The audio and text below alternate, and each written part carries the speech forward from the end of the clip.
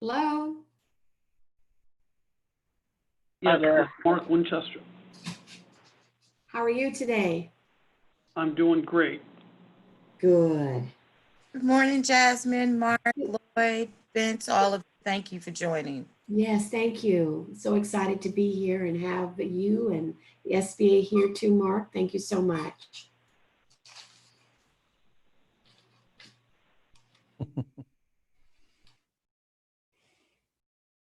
I had to get in the mood even though we're not doing fiesta. We're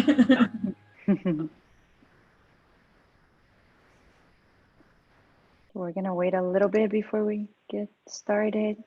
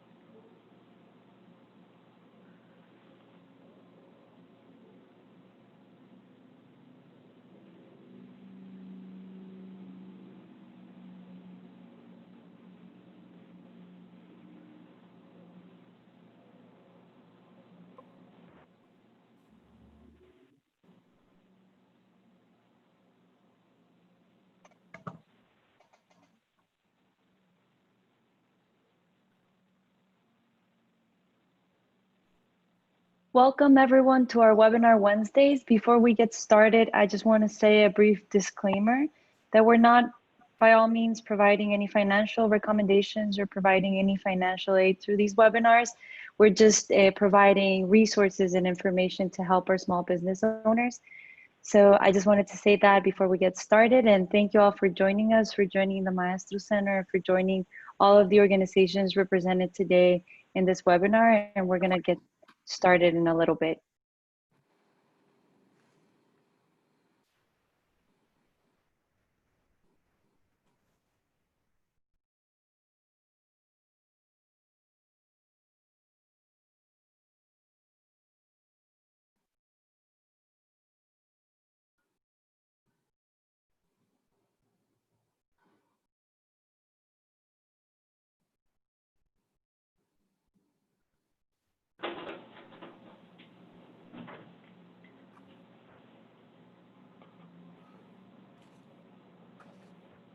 So Mario, you said you want to give them another minute or so?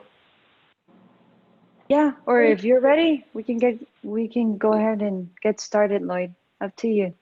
Okay, well, I'd like to go ahead and proceed just in the best interest of everyone's time. Definitely with having Mark on the call and all the other key participants, want to just go ahead and get started. And of course, today's meeting will also be recorded and will be available in various formats after today's call if anyone misses part of it. So again, I want to welcome everyone to Webinar Wednesdays.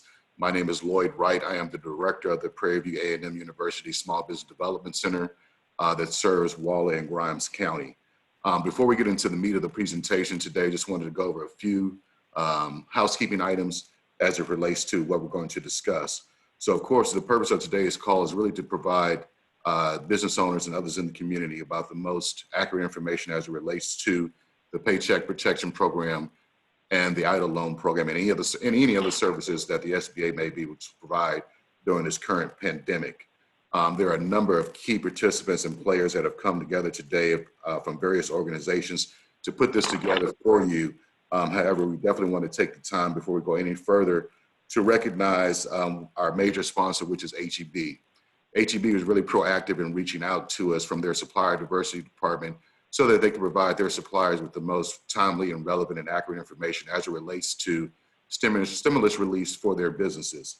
And so they reached out to us and wanted to conduct this type of forum to make sure that their business owners are getting all the most information as it relates to the SBA programs that are going on. And so we want to definitely take our hats off and salute the HEB Supplier Diversity Program, both Crystal Royal as well as James Harris, for their efforts and making sure that they are being responsive to their businesses. Secondly, we definitely want to also recognize the Houston office of the SBA, as well as Mark Winchester, as I'm sure you guys are reading and hearing about. They are inundated with a number of different calls and email requests as it relates to the programs that they do have available currently to small businesses. And they do have multiple calls going on daily. So we definitely want to thank them for making an additional webinar call to their already busy schedule, if you will. So again, without further ado, definitely want to introduce Mark Winchester. He is the Deputy Director of the Houston office of the SBA. After Mark finishes, you will hear also briefly from some of our other economic development partners that are here to assist you. And then we'll wrap up with some words from Crystal Royal and HEB Supplier Diversity. So without further ado, Mark Winchester, please. Good morning, Mr. Wright. Thank you so much for that introduction. And Mr. Wright, I concur with you. Thank you for the support from all the participants, including HEB, Ms. Royal, Mr. Isom with Waller Economic Development Corporation, John McNally with Navasota Grimes County Chamber, Vince Yoakum with Waller County, Ms.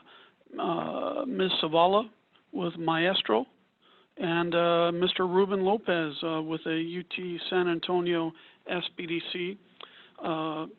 I'm the Deputy Director for the United States Small Business Administration, Houston District Office.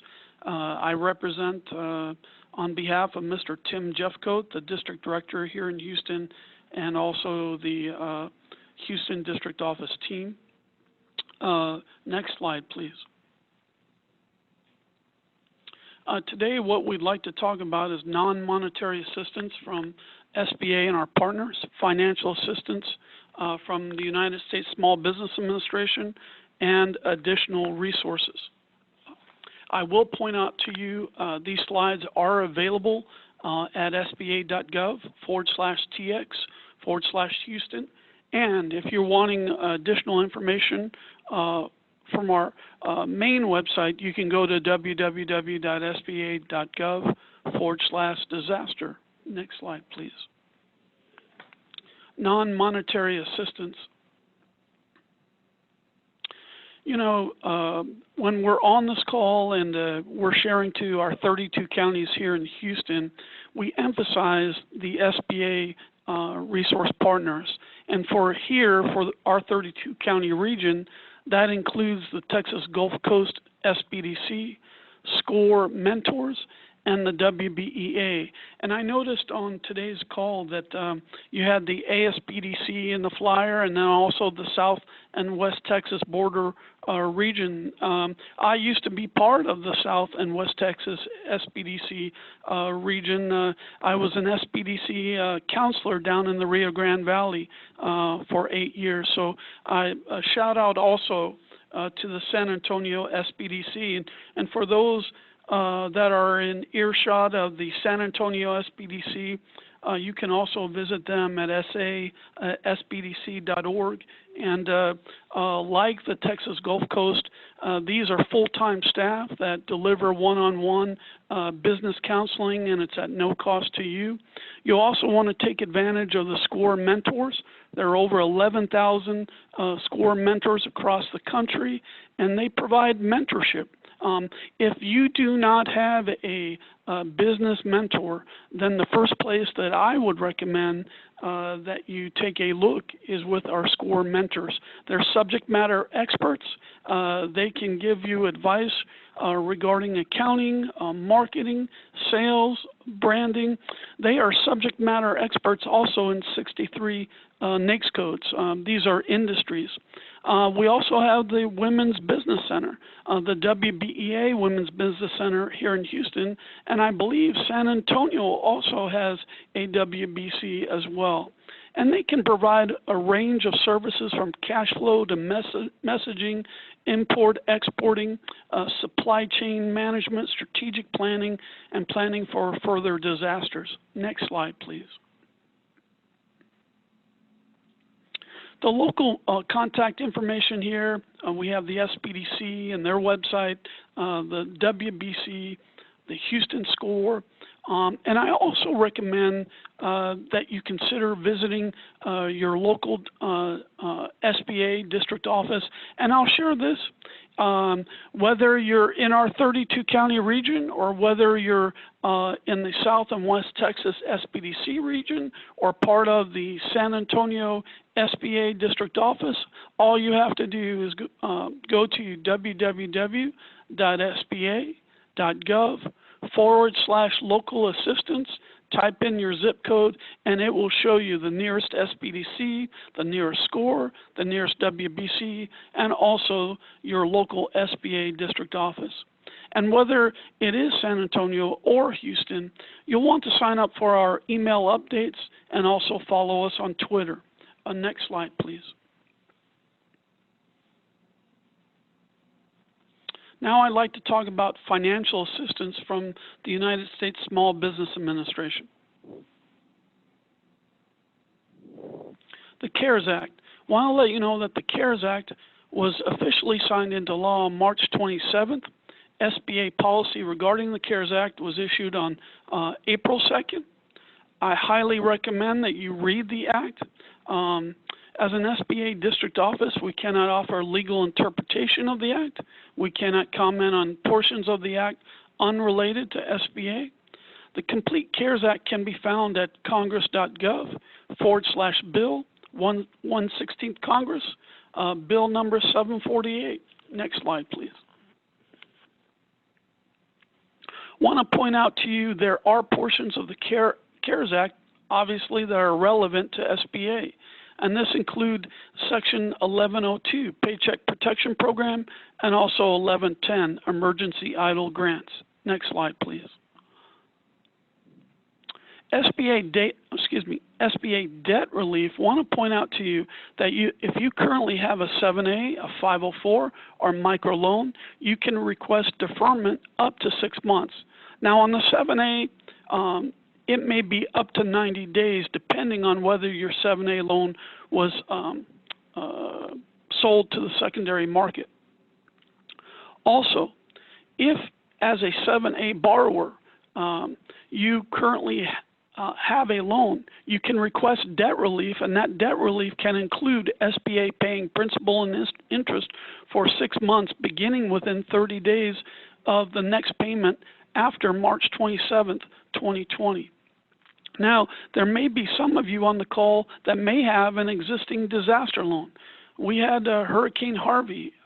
Here in Houston, we had Tax Day flood. We had the Memorial Day flood. We even have individuals that were impacted by Ike that are still paying on their existing disaster loan. If you have an existing disaster loan, whether you're in the San Antonio region or whether you fall in the category of the Houston District Office, if you have an existing disaster loan, SBA will defer existing payments through December 31st, 2020, and you do not have to make the request for the deferment. Not having to make the request deferment only applies to existing disaster loans. Next slide, please. Passage of the Coronavirus Aid, Relief, and Economic Security Act gives businesses 2 loan choices. First is the Paycheck Protection Program. And I can't emphasize enough, this is a loan program through an existing SBA lender. And I'll share this with you. If you're part of the San Antonio region, and I'll back up. Nationally, it's called NAGLE, National Association of Government Guaranteed Lenders.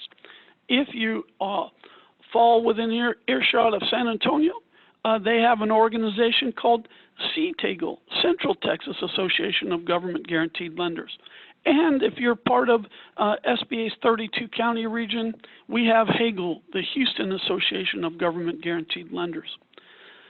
Now, The second option for you, besides the Paycheck Protection Program, which is a loan from an existing SBA lender, and I also need to share, not only do they need to be an existing SBA lender, they need to be an existing SBA lender that's offering the PPP program.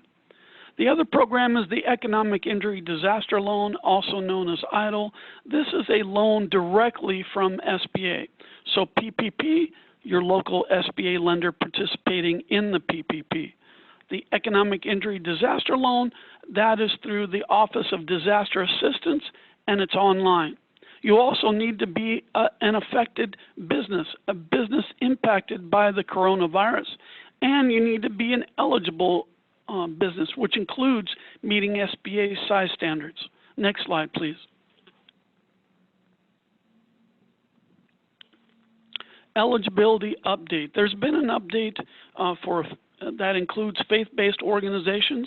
Faith-based organizations, including houses of worship, are now eligible to receive SBA loans, both under the PPP and EIDL program. Churches and related institutions qualify for PPP and EIDL as long as they meet the requirements of Section 501c3.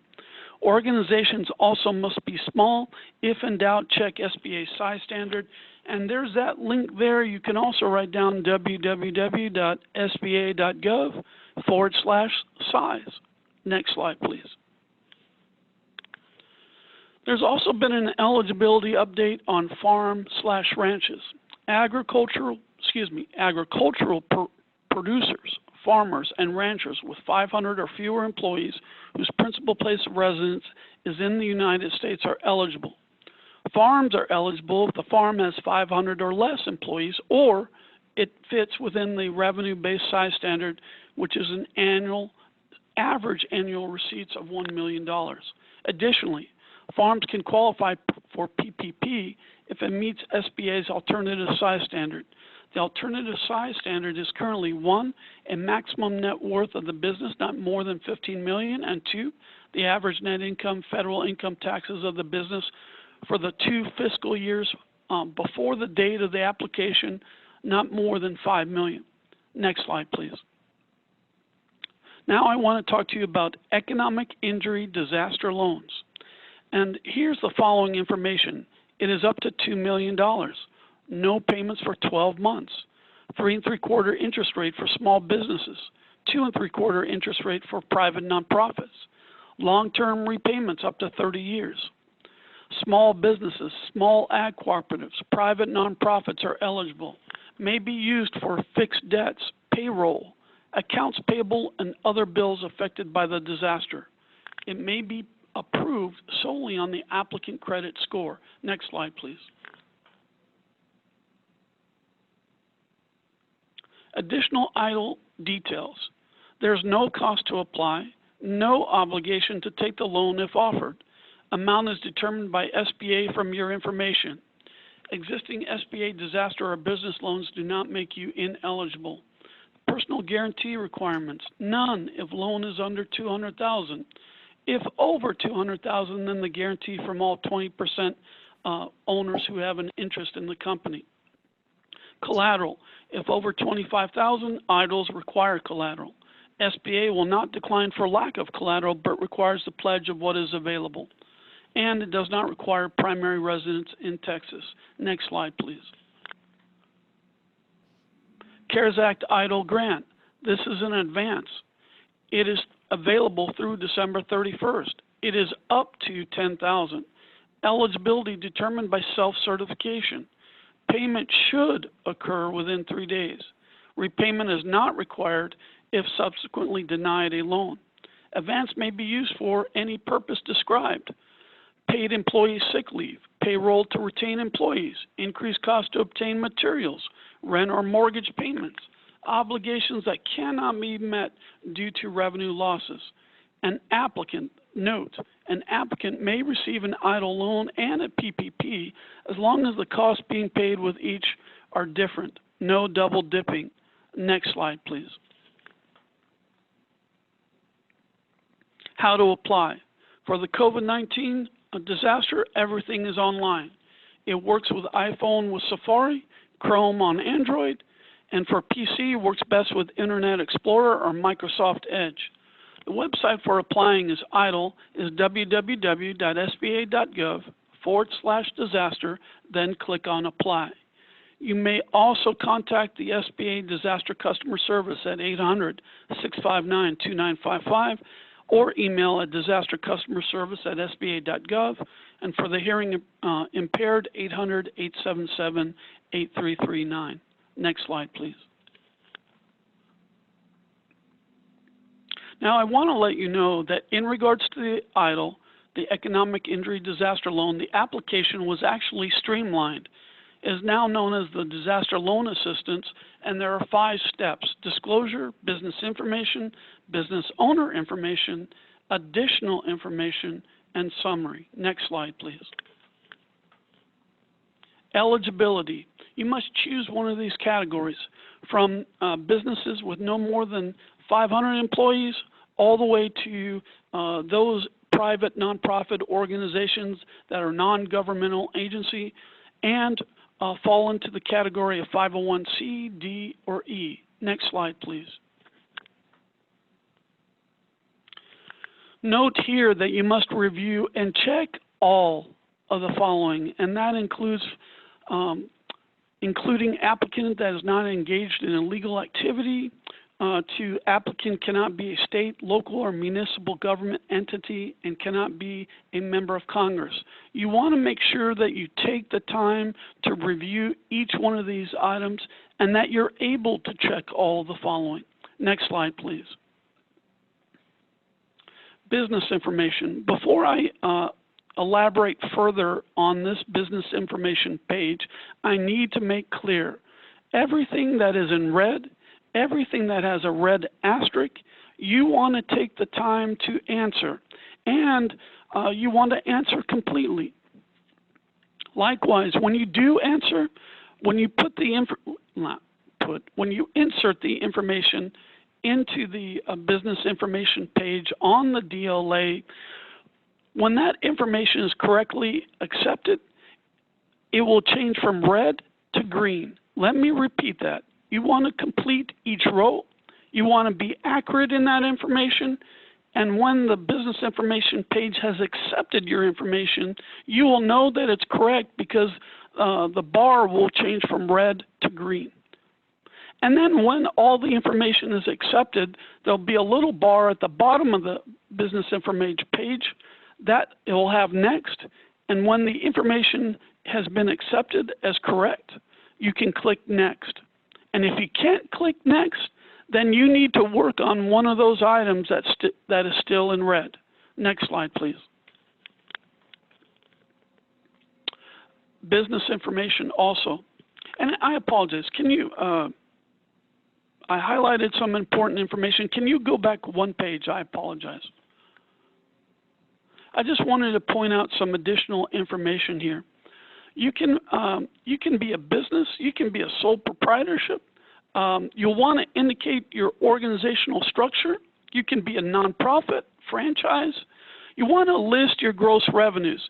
If you're a service-based business, if you are a service-based business, still put the cost of revenue under the cost of goods sold. I know the accountants out there, the CPAs out there, the MBAs out there are going to go, Mark, cost of revenues is not the same of cost of goods sold, but I want to emphasize if you're a service-based business, insert the cost of your direct labor under the cost of goods sold.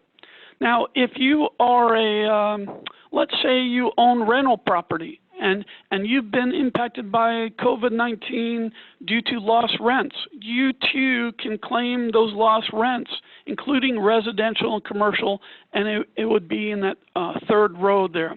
If you're a nonprofit, you can list nonprofit cost of operation for the past 12 months. And if you're faith-based, you can list your combined annual operating expenses for 12 months prior to January 31st for all secular social services, and you want to list those social services. Now, next slide. Thank you so much.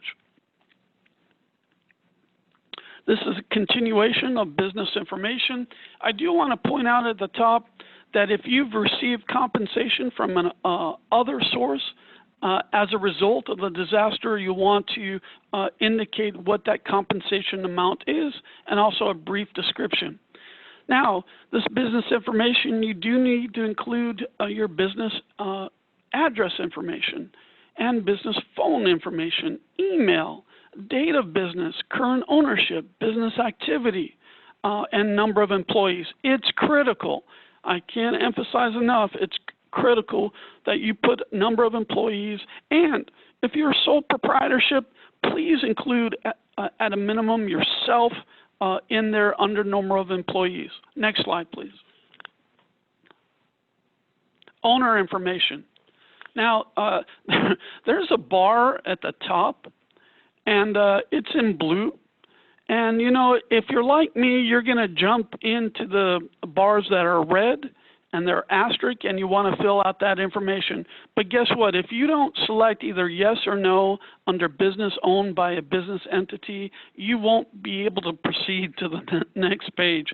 So make sure when you're completing the EIDL application that under owner information, you make sure to select either yes or no under business owned by a business entity. Owners, you need to put your contact information, email information, birth date information, U.S. citizenship, and also owners. If you're a business that have multiple owners and that each owner has a 20% interest or greater, you'll want to add those additional owners that have 20% interest or more. You want to click that Add Additional Owner. Next slide, please. Additional information. So we're now on the additional information portion of the DLA, and you want to answer these questions here regarding criminal offense, being debarred, and other criminal information. Also, if anyone assisted you in completing this application, whether you pay for the service or not, that person must enter that information. Now, if you're a resource partner, an SBA resource partner, you do not have to insert that information here. Also, if you have been assisted by a third party, you need to give permission to SBA to discuss any portion of this application with the representative listed above. And I will say this, if you have paid someone, that third person that you have paid a fee to, they're going to have to complete an SBA Form 159. And then the other thing that I'll say is that our SBA resource partners, including SBDC, SCORE, and Women's Business Center, they can assist you with these applications at no cost to you. Next slide, please.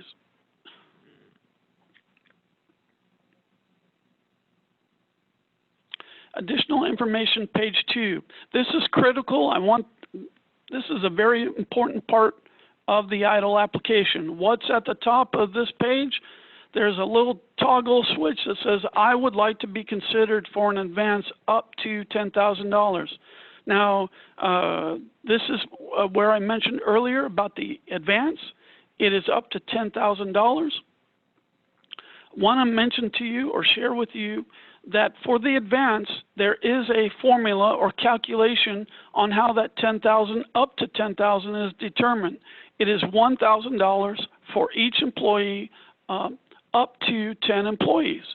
And so if you want to receive this advance, you need to indicate it up above. And as I pointed out on that previous page, please indicate all the number of employees that are working for your business. And if you do want to receive the advance, you need to indicate the bank name, account number, and routing number. And down at the bottom there, there's a little box there that says, I hereby certify under penalty of perjury under the laws of the United States that the above information is true and correct. Next slide, please. After applying, loan processing decision. Information is verified, credit checked. EIDL amount is determined by SBA Office of Disaster Assistance. Keep in mind, this is a direct loan from SBA. A loan officer contacts you, makes recommendations. The decision normally takes up to 4 weeks. And I need to emphasize here, the EIDL is not a grant. Write that down. The economic injury disaster loan is a loan. It's not a grant. Now, you can get the advance, and whether you get declined or accepted for the EIDL, you do not have to pay back the EIDL advance. But I need to emphasize the EIDL loan itself is not a grant. It is a loan, and the decision normally takes up to 4 weeks. Loan closing and funds dispersed. If you are approved for the EIDL loan itself, there's going to be a loan closing. You'll need to sign documents. You'll need to submit those loan documents. SBA will make initial loan disbursements for 2 months of working capital up to a maximum of $15,000 per applicant. This does not include the up to $10,000 advance. By doing this, SBA will ensure it is supporting the greatest number of applicants during this difficult time. Also, when you're doing the loan closing and the funds are dispersed, you'll be assigned a case manager who will be assigned to you that will help you with the remaining information, documents, and coordinating with you regarding disbursements. Next slide, please. Important final notes. If more funds are needed, you can submit supporting documents and request an increase. If less funds are needed, you can request a reduction. If denied, you can get 6 months to provide a written reconsideration request with new supplemental information. If denied a second time, you can get additional 30 days to appeal. Please complete and submit everything required. Next slide, please. PPP loans. Payroll Protection Program. This is intended for small businesses with payroll and other operating expenses. SBA will forgive the portion of loan proceeds used to cover the first 8 weeks. It can also include rent and utilities, mortgage interest, and there's a link if you want additional information on the PPP program. Next slide, please. And I note that I have 5 more minutes here, and we have about 10 more slides.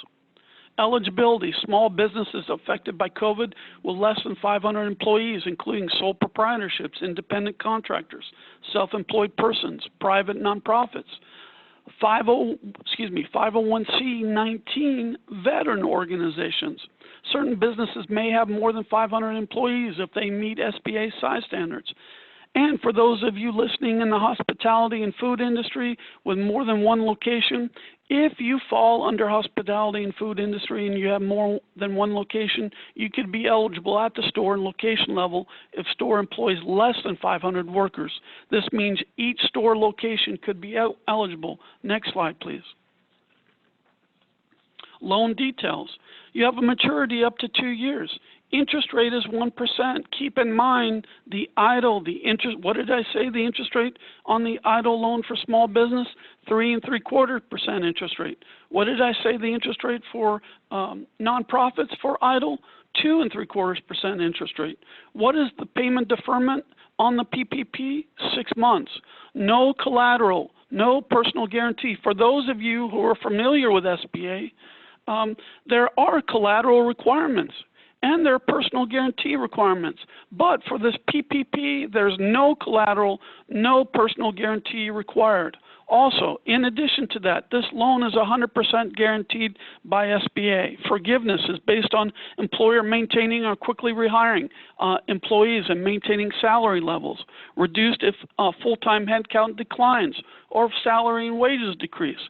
Fully forgiven if the funds are used for payroll cost, interest on mortgages, rent, and utilities. At least 75% of the forgiven amount must be used for payroll. Next slide, please. Okay, we're on slide 34. How to apply. You apply through your existing SBA 7A lenders. And for those of you in San Antonio, that is those lenders that participate in CTAGL. Here in Houston, it's Hagel.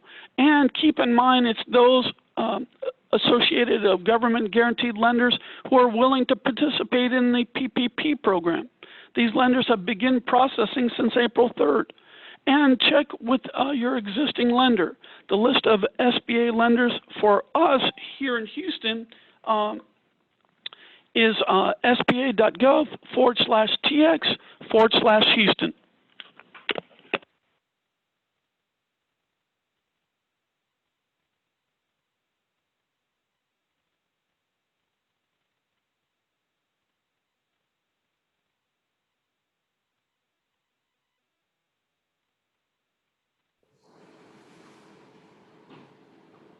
Next slide, please. Thank you. Thank you. Okay, now we're looking at the sample PPP application. You just want to indicate the legal structure, legal name, address, and I need to point out on the formula for the PPP, you take your annual payroll divided by 12, that gives you monthly payroll. Multiply that 2.5 times, and if you applied for EIDL, what was the amount of the EIDL? Net of advance if applicable, and number of employees, and also the purpose of the loan. You need to indicate payroll, lease, mortgage interest, utilities. You need to, and I need to point out you can select more than one. And this really explains what the PPP includes: payroll, lease, mortgage interest, utilities, and other. Next slide, please.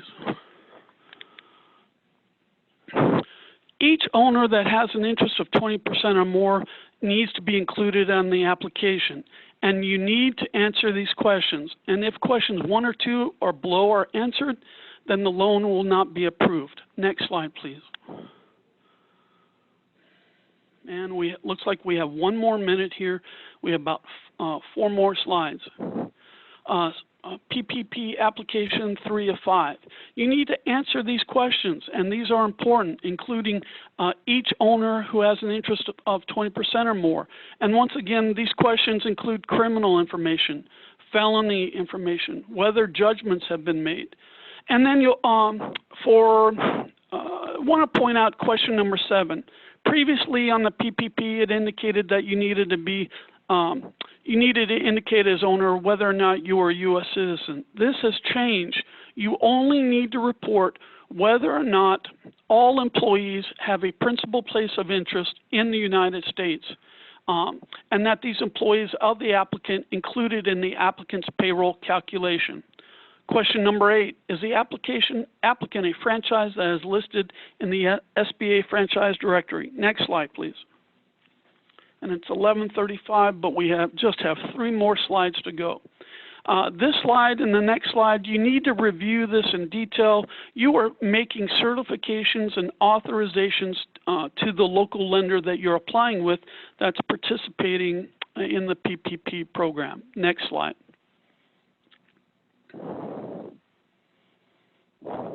And once again, this is application 4 of 5 under the PPP.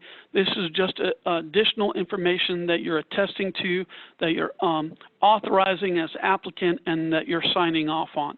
Next slide, please. Documents needed for the PPP. Borrowers must submit documentation to establish eligibility, including payroll processing records, payroll tax filings, sole proprietorship, Form 1099 miscellaneous or income and expenses. For borrowers that do not have such documentation, you need to provide other supporting documentation such as bank records sufficient to demonstrate the qualifying of the payroll amount. Next slide, please. Non-SBA additional information. You want to see your existing bank. They may also have non-SBA programs to assist you. Also, keep in mind, I think it was this week that Governor Abbott announced $50 million that are going to be made available and going to be administered through Lift Fund and Goldman Sachs. You may be a restaurant, and you need to be aware there's a Texas Restaurant Association grant program. And here in Houston, there's Galveston EDA, short-term loan programs, and I know that there are also additional assistance there in the San Antonio region as well. Next slide, please. And once again, for Houston, you can see our resources here, including SBDC, Houston, WBC and our SBA office. And if you're that are in earshot of San Antonio, you'll want to visit www.sba.gov/local assistance. I believe that's the last slide.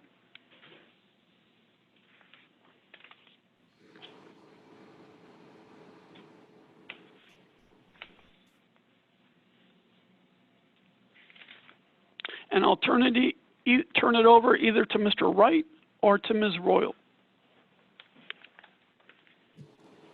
Okay, thank you, Mark. We do have a few questions that came through during the presentation. So I'm going to turn it over to Ms. Juanita from Maestro, and she will go ahead and present the questions that we have. Sure. Good morning, everyone. Thank you so much for joining us. So going to the questions, let's see. Trying to get to those. Oh, there they are. One of the questions is, and this is coming from Linda Ruiz, and thank you, Linda, for joining us. It says, what if my bank is no longer taking PPP applications due to the number of applicants? What should small businesses do next? And how do they find a lender that is open to non-customer? Boy, that's a great question. You know, when I'm presenting here in Houston, I say for the School of SBA, I give you an A+, Linda. And that's a great question, Linda. So here in Houston, on our website, www.sba.gov/tx/Houston, go to COVID-19 or coronavirus and click on SBA lenders. And we have an Excel spreadsheet with all the lenders that have signed the 750 agreement here in Houston that's participating in the program. And when you click on that list, we have indicated those lenders who do not require a membership. So if you are working with a bank that does not participate with SBA or is requiring that you be a member, or maybe there are some banks that are requiring that you had a term loan or a line of credit prior to February 20th. So if you fall in any one of those categories and you're in the Houston district area, you can click on our list and you can see those lenders that participate in SBA and also those lenders who do not require a membership. Now, if you're calling in earshot of San Antonio, and I say earshot, if you fall within the San Antonio SBA district, there's CTAGL.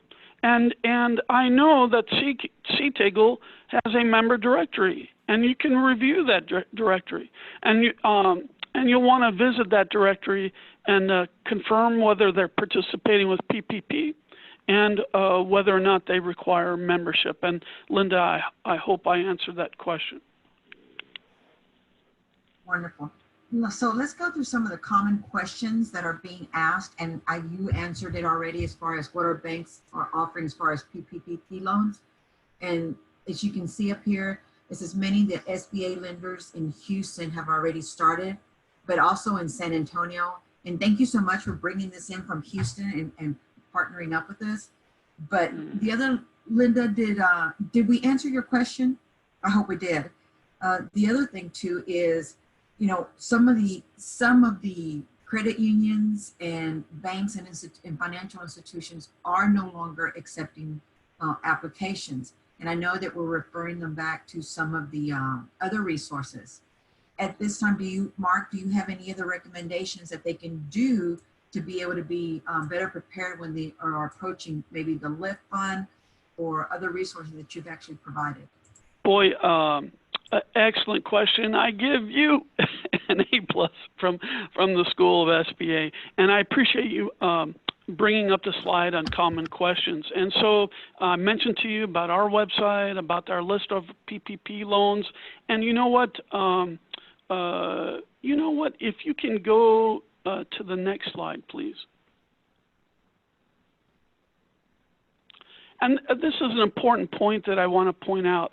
So let's say your bank doesn't participate in SBA or isn't participating in the PPP, or maybe the lenders in your area are requiring a membership. Want to let you know this presentation wasn't just PPP, it was EIDL and PPP. And so you will want to work strategically, and you'll want to work with one of our local SBA resource partners and decide what's the best, from a strategic standpoint, what is in your business's best interest. Whether do I apply for the EIDL, do I apply for the PPP, or can I apply for both? So to your question, I would check, is my lender participating in SBA? Are they participating in PPP? Is there another lender that's not requiring membership? Would it be more appropriate for me to pursue the EIDL?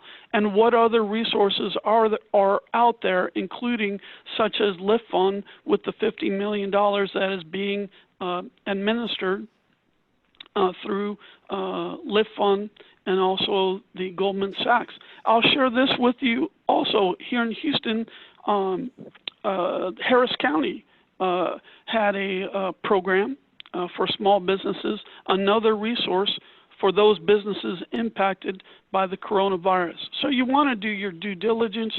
You want to see what if there are economic development authorities that are having programs. Is your particular city, such as the city of Houston or city of San Antonio? And I'll share this with you.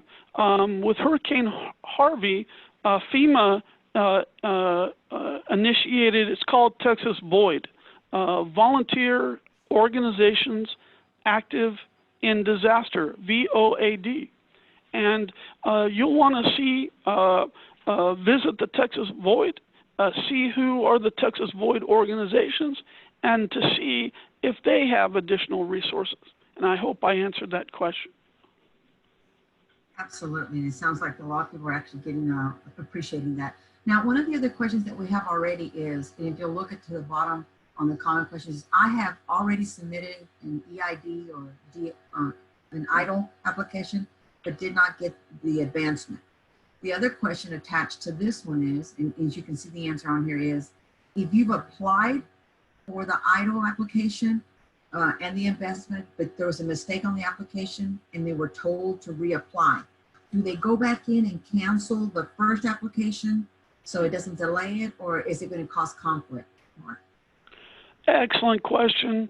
So I was about to give you another A+, but I've been giving out A+. I love A+. Absolutely, Mark. So what it is if you need to update your application, the official answer from ODA is wait until they contact you. Wait, and I'll say this, I have talked to some clients where they did receive an assigned loan number. And so you want to, if you've been assigned a loan number, keep track of that loan number. And if you need to make an update on the application, wait for SBA to reach out to you. And I'll share this with you. I know on our website, when you would go to www.sba.gov/disaster and you clicked on apply, there was a page, and I'll share this with you. There was on the page, and it's been used in previous disasters where you could create an account, log in, and for those natural disasters, you could monitor the status of your disaster loan application. Now, with this coronavirus, and if you applied for EIDL, now what you need to do is either contact the 800 number, or you need to send an email. So the 800 number, if you've applied for the EIDL and whether you're wanting to know, receive an update on the status of the EIDL advance, or you need to make an update, you'll want to either call the 800-659-2955 or email them at disastercustomerservice@sba.gov. Superb answers. Thank you so much, Mark. The other question is, as it was mentioned on here, it says on the status of the application online, and I know that with the increase of applications, it's taking a little bit longer. And if we can go back to slide number 46, please, Marty. It says, can I check the status of my application online? You're answering yes, but it's being updated. And I know that we give that answer a lot, only because of the need right now, Mark. And I apologize. Which slide are you referring to? We're going back to slide 46, where it has okay, so and I apologize. If we can go back to 46 so we can be on the same page, that would be great. Absolutely. The question was, can I check the status of my application? There you go. Yes, there sir. you go. Yep. And so there's the 800 number, and then you'll also want to email disaster customer service at sba.gov. And then I believe you had another observation regarding that. And if you could repeat that. Absolutely. The other thing too is, I know with the increase in emails and the links, are there target times that is best for our entrepreneurs to be able to make these applications, or are they just having to wait for the response? Because I know everybody, is preparing, making the appropriate adjustments. Is there a target time that it'd be better for them to be able to get on this side or make these calls? Boy, if you can call when there's obviously when there's a less people attempting to reach out to them, yes. If you can call them during off-peak hours, that would be best. Right, and typically it's from the 9 to 5 with the large number. So I guess the recommendation would be call after 8 p.m. considering our sleep habits have now adjusted to our needs, just to better support you, correct? That is correct. What I will share, to the extent that you can call at off-peak hours, that is best. Absolutely. Another question that we're looking in here is, and we're saying is are idle loans forgiven? Excellent question. No, go ahead, and I'll respond. Go ahead. No. The other thing is it forgiven, or is it just the grant? Excellent question. So, excellent question, and want to share with the audience that the EIDL, the Economic Injury Disaster Loan, is not a grant. It is a loan. Now, when you're applying for the EIDL loan, is there an opportunity to request the advance? Yes, and you are correct. The EIDL advance is a grant. That is forgiven, but the EIDL loan itself, not the advance, the EIDL loan itself is not forgivable. That you do have to pay that back. Now, I know that we've been touching about San Antonio and Houston, and again, the fact that we're community partners and we're always looking at our region. But what if you're not part of San Antonio and Houston? Is it the same for Dallas? No, excellent question. And I'll share this with you. When we started doing these webinars, and I say we, through the leadership of Mr. Tim Jeffcoat, the district director here, we began offering, in the beginning, webinars on the EIDL back on March 18th. And I think the following Monday, we were up to 500 individuals on these Zoom calls. And you are correct. We had people from San Antonio, from Dallas, from the Rio Grande Valley, Corpus Christi, and it's a great question. Whether you're in Dallas, whether you're in Edinburgh, Texas, whether you're in San Antonio or Milam County, you can apply for both or one or the other. You can apply for the EIDL and the PPP, and it's not just Texas. you can be in one of the 50 states and apply for the EIDL and the PPP. Ideally, you want to apply where your main office is located. And what I mean by that is if your main office is in Texas and you're interested in the PPP, you'll want to apply with a local SBA lender nearest to the main office for your business. Very well said. Thank you so much, because those are some of the questions that people are having. You know, does you have to be in these areas where the webinars are being held? As you heard it from Mark, no, you don't. But go to your prospective counties, offices. You know, this is an educational, right, Mark? This is the education. Correct.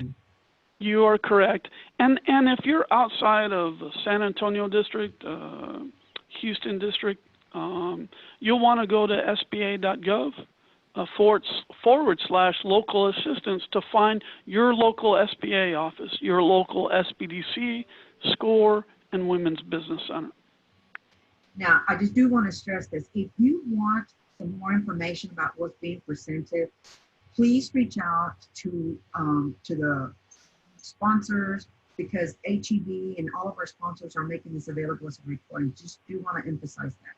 The other question is, Mark, is according to the PPP application, how long is the wait? And I know we had been given a time, but again, with the increase of applicants and information and resources, around a ballpark, because people are curious on what to expect in preparing. So I will say this, we talked about the EIDL advance within 3 days. We talked about the EIDL loan within 4 weeks. The PPP, that really depends on your local lender. And just keep in mind, you'll want to provide the PPP application. You'll want to provide the supporting documents, such as payroll documentation, rent, utilities, and you'll want to provide all that. And then once you've provided the application, all the supporting documents, and then you'll just want to follow up with your local lender. And I will share this. When they submit the application to SBA, it is done all electronically. So it should not take too long in order to apply, submit your application, and then for the local lender to submit that to SBA. Now, you're correct. To put it in perspective, nationally, over $130 billion, over $130 billion in lending so far. And I'll share this with you. On average, over a 12-month period, this is nationwide, over a 12-month period for SBA, on average, what that loan amount would be $28 million. So you do the math. Let's round it to 30.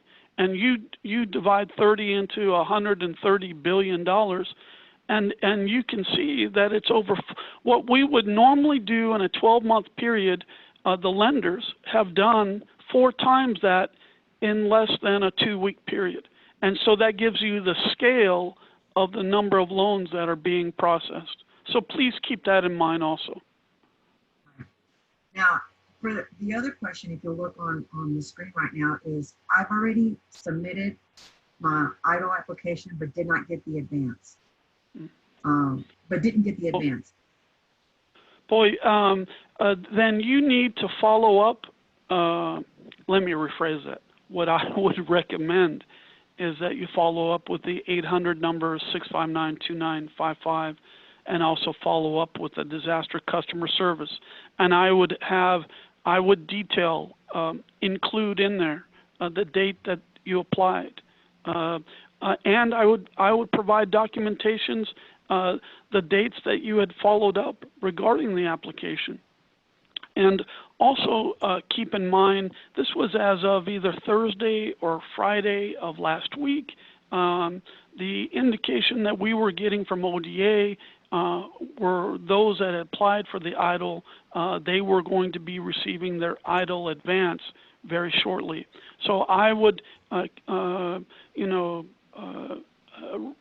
suggest that that you be due diligent and that you keep calling the 800-659-2955 and also disaster customer service at sba.gov.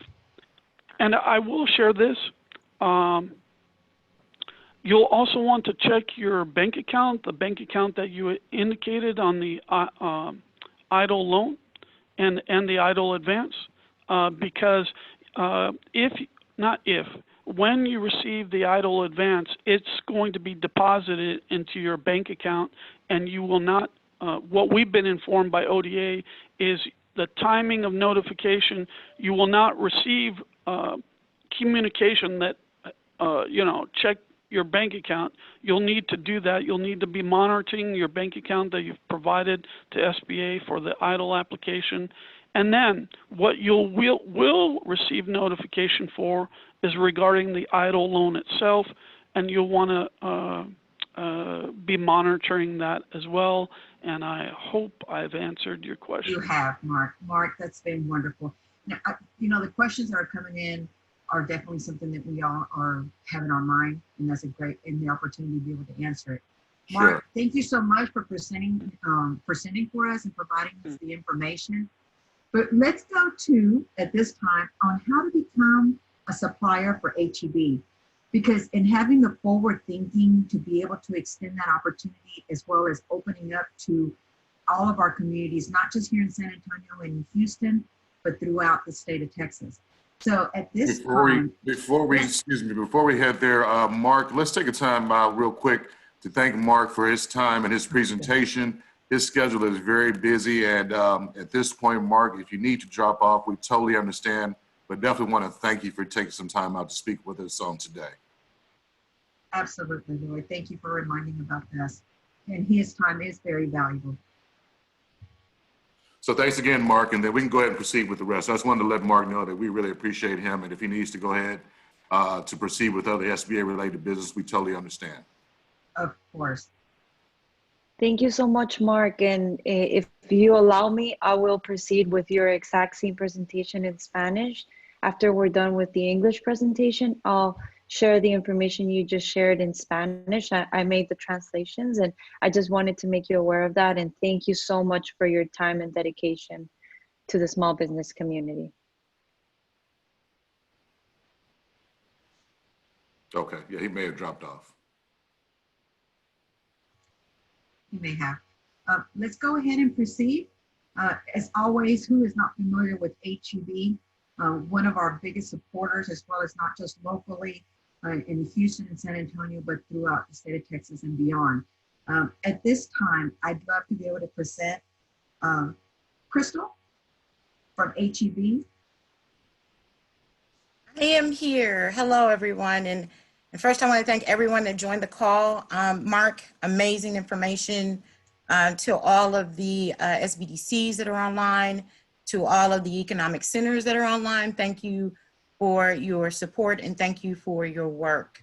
HEB, as you know, we're a 360 company. So one of the things we want to reach out to everyone is how to become a supplier with HEB. We do have a supplier portal. The slide that you see in front of you is the website that you can go to and that you can submit through our supplier portal your products, your services, your anything that you feel that HEB would be honored to have into the stores.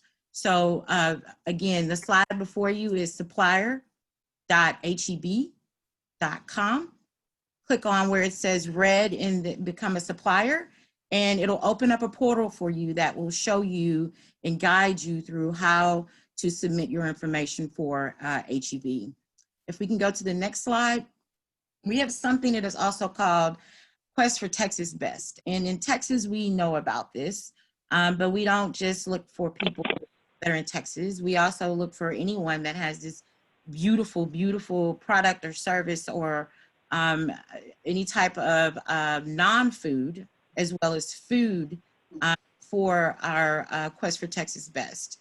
If you click on or go to www.heb.com/quest, it will also give you a guide on how to become a participant in our Quest for Texas Best. I want to emphasize that normally that portal is closed, but we have extended it to May 31st, and I'm going to repeat something. May 31st at 4:59:59, that portal will close. May 31st, 4:59:59 p.m. Central Standard Time, that portal will close. So please, if you want to submit for Quest for Texas Best, please go to www.heb.com/quest. There's also a couple other things I want to bring to everyone's attention. That information is on the screen before you. As you see, we begin to start reviewing entries on May 31st, and you'll have the finalists will be notified in June, and we look forward to the finals in August and September. I want to emphasize something else too, that HEB has also supported and went into the communities, and there we have partnered with also Lift Fund, and in the Houston area there's also a few opportunities for you there. So please reach out to your community partners. They are the front lines for you. They are those that are working hard for you, and they're free. So make sure that you use your resources, and please do go to our portals and do submit through Quest for Texas Best. We look forward to seeing you in our portal, and we look forward to working with you. Awesome. Hi, I apologize. This is Mark Winchester. I was muted there. I just want to say thank you so much for the kind words. Just want to shout out to all the partners that were involved in this, and Ms. Webster and all the other partners. Thank you for inviting SBA to be on today. Thank you again, Mark. Now, thank you, Crystal. It's always a pleasure having you present. This is an opportunity, like Crystal stated, that often the portal is closed, but to better support our community, not just in Houston and San Antonio, but throughout the state of Texas and surrounding areas, take the opportunity to be able to go to their links and review. You may not have thought that your product was available, but this is an opportunity, the way HEB always does, is support not just locally, but throughout the state. Some of the resources we do want to touch bases on for assistance in Waller and Grimes County, you'll see on the site right now that's being provided to you. Yes, and then also, Juanita, just as an aside, we do have both Johnny McNally from the Navasota Grimes Chamber, as well as Vince Yoakum on the line as panelists. So I'd like for them just to speak briefly about their organizations and resources that are available for people in those areas as well. Johnny? Of course. Yeah, I will appreciate the opportunity. Here in Grimes County, we are trying to get the word out on these programs. This is very helpful information. I saw that Michelle Bobo wrote in. She's a Grimes County resident and business owner. And so I appreciate that. Some of the other things that we have here, we're working with our EDC to free up some funds that we can offer as a grant for our local businesses that have been impacted. And we're being as much as possible an information resource to our businesses. So in a nutshell, that's what we're doing in Grimes County. Okay, thank you, Johnny. Vince, are you still on? Yes, sir, I'm here. I think I sent the link over to John, and he is coming up under my name as well, so he is actually on the call.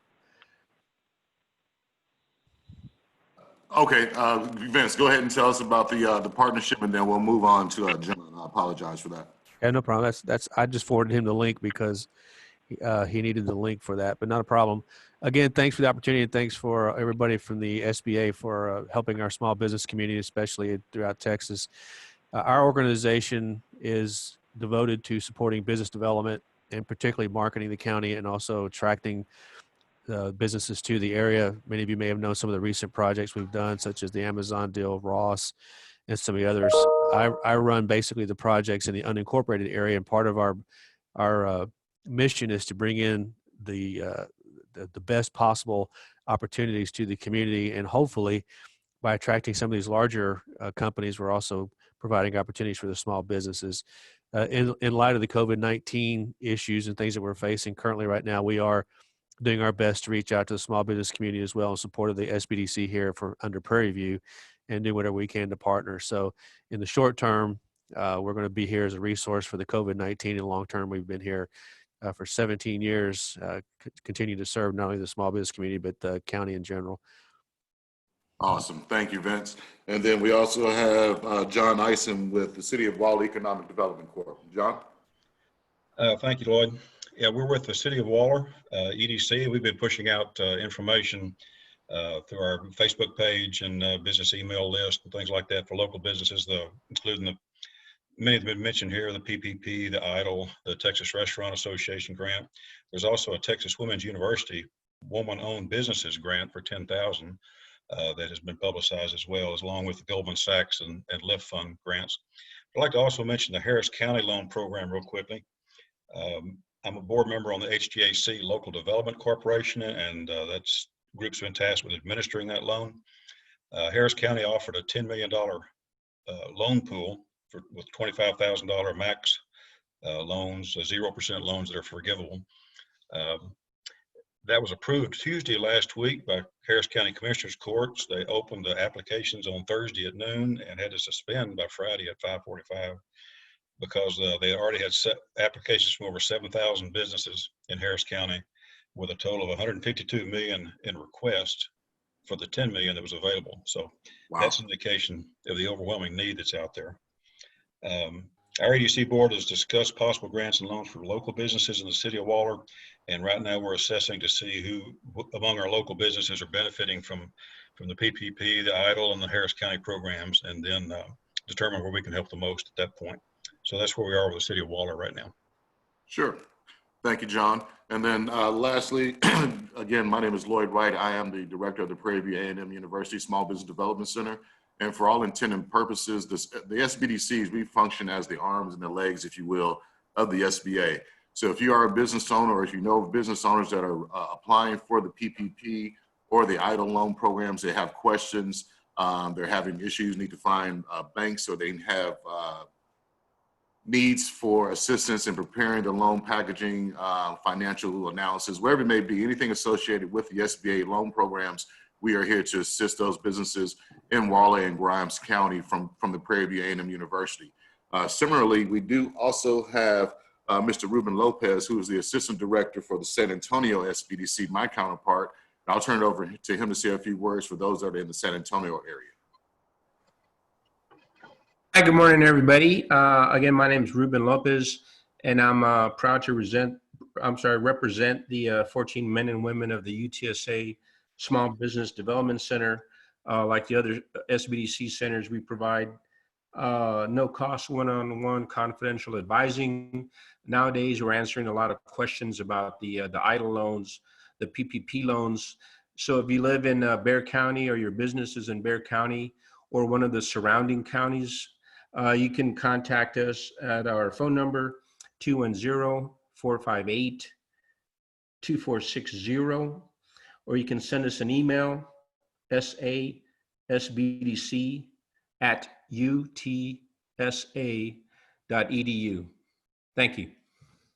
Awesome. Thank you, Ruben. And then last but not least, want to turn it over to Mariangela Zavala with Maestro to kind of close us out and move towards the Spanish-speaking version. Lloyd, yes. Lloyd, this is Juanita. I just want to make sure that people understand that we're not actually providing funding. We're providing resources to be able to better educate and equip people in our current situation. These are resources that are available that people may not have been aware of. And please, for full disclosure, we are not providing funding. We're just providing information to guide you to be able to obtain the much needed resources and information and possible funding from supporting community partners. That is correct. None of the organizations represented here, with the exception of the SBA and their role with the national lending programs, provide actual funding. We are all a resource available to you to make the information timely and accurate as these things progress. So thanks again for that heads up, Juanita. Absolutely, my pleasure.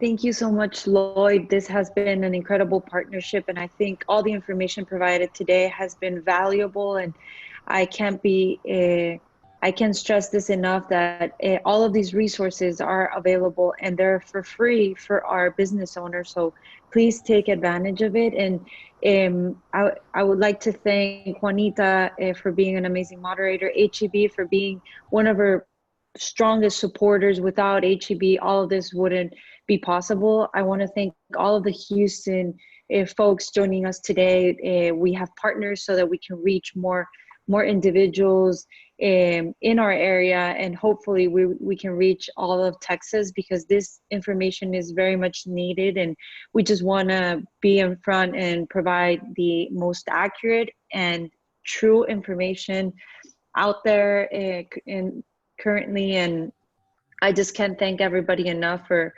for putting this together, for working collaboratively. So I thank you, each and every one of you. Thank you, Lloyd, for your amazing work, and Crystal for your amazing input and work as well. And if anybody has additional questions, please feel free to email me at Mari, M-A-R-I, at maestrocenter.org. If you want this presentation with all the links and all the contact information, please email me as well. I would be more than happy to email this PowerPoint with you. And if you have additional information, we can direct you to our local office for the SBA, but also our SBDCs and SCORE and the Women Development Center in San Antonio, or in Houston, whichever location you're in right now. I would be more than happy to help and support even further. Please email me with any follow-up questions. I would be more than happy to assist. So that's Mari at maestrocenter.org. So thank you, everyone. And we're going to get started in a little bit with the Spanish session. I'm going to be facilitating that session, mirroring all the information that Mark just provided to us. So thank you, everyone, for listening and for participating. Remember, this presentation will be recorded, and it's going to be available through our website, but also the HEB's portal.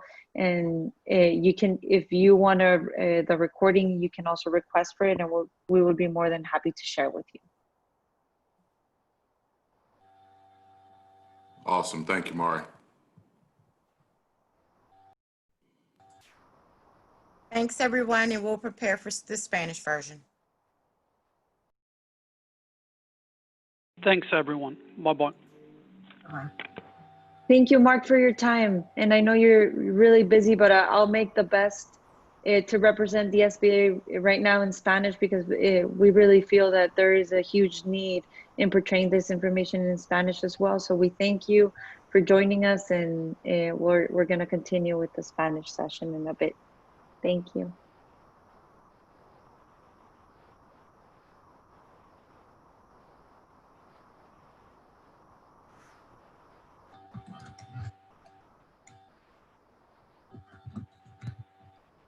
Juanita, whenever you're ready.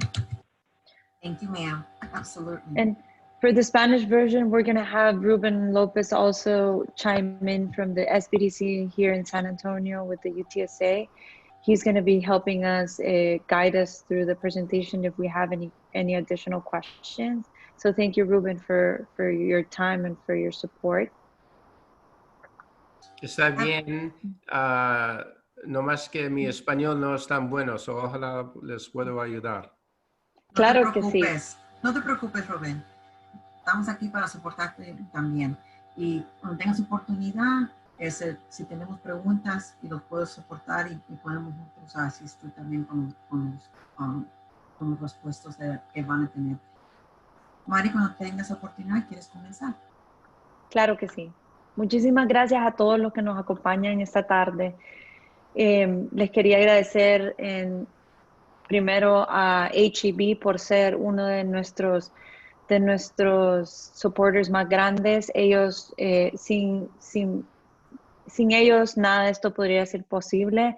Ellos nos han puesto en contacto con la gente de Houston para poder abarcar más gente y poder proveer esta información que es real y es la información más reciente, ya que toda esta información ha estado cambiando día a día, hora a hora. Entonces, gracias a ellos hemos podido poner estas pláticas para ustedes, para poder darles la información más adecuada y la información más reciente.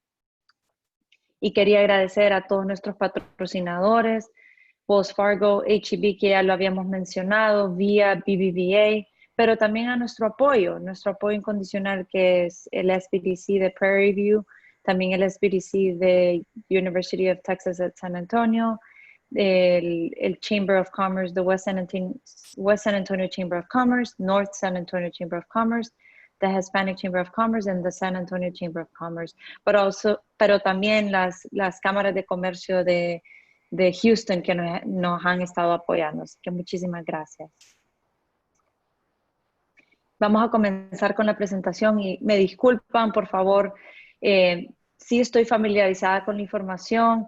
Yo traducí la presentación para que ustedes puedan tener la información adecuada y la información que Mark nos acaba de presentar en inglés. Así que muchísimas gracias por participar en nuestro webinar y estamos listos para comenzar con la información del SBA. La agenda de hoy vamos a cubrir los diferentes temas. Primero vamos a comenzar por la asistencia no monetaria del SBA en Estados Unidos y los socios que ellos tienen para poder brindar estos servicios. También la asistencia financiera del SBA en Estados Unidos para pequeñas empresas y organizaciones sin fines de lucro. Y también vamos a discutir los recursos adicionales disponibles que el SBA provee a nuestras pequeñas empresas. Toda esta información está disponible para descargar en este link que está aquí presentado en la página, pero también yo les puedo enviar esta presentación si me envían un correo electrónico a mari@maestrocenter.org. Vamos a comenzar por la asistencia no monetaria que provee el SBA. El SBA tiene 3 socios de recursos locales en Houston, pero también vamos a discutir los recursos locales en San Antonio. Les vamos a proveer toda su información, sus contactos, para que ustedes puedan hablarles. Todos estos recursos locales tienen personal que habla español, que estará más que dispuesta en poderles ayudar y asistir en español. ¿Cierto, Rubén, que tienen gente en español que les pueda ayudar y facilitar esta información? ¿Otra vez qué? Que tenemos gente aquí en San Antonio y en Houston que podrían ayudar a las empresas que necesitan estos recursos en español. Sí, ayuda sobre el Paycheck Protection Program y también el Economic Injury Disaster Loan. Tenemos asesores, 2 o 3 que hablan español mejor que yo, que pueden ayudar respuestas a preguntas o ayuda, pero también no somos el SBA, no tenemos el dinero, nomás somos asesores para ayudar a los clientes de negocios pequeños. Muchísimas gracias, Rubén. Y en un ratito vamos a darles el contacto de Rubén para que ustedes se puedan contactar directamente con él, directamente con su departamento para que puedan hacer sus preguntas directamente a ellos. Y también, como lo que acaba de decir Rubén, nosotros no estamos dando dinero a nadie, no estamos dando recomendaciones financieras, solo les estamos proveyendo los recursos que ya existen en nuestras comunidades para poder ayudar a sus negocios. Quería también discutirles una rama de ayuda durante la recesión que incluye gestiones de flujo de caja, gestiones financieras a corto plazo, mensajería, la importancia de las redes sociales para mantenernos comprometidos con los clientes. Esto es sumamente importante. también importación y exportación, la cadena de suministro, la planificación estratégica y financiera, cómo prepararte para prosperar después de este desastre, también la planificación para futuros desastres, gestión de riesgos, asesoramiento de seguros y muchas más. Y también quisiera decirles que el Maestro Entrepreneur Center también está disponible para poder ayudarles en cualquiera de estas áreas, y vamos a poner más webinars gratis, completamente gratis, con información y recursos para poder ayudarles a ustedes a prepararse para prosperar después de este desastre. Esta es la información de los contactos del personal en Houston. Después vamos a poner, tenemos parte de esta presentación donde están los contactos para San Antonio también. Ahora vamos a hablar sobre la asistencia financiera que ofrece el SBA en Estados Unidos.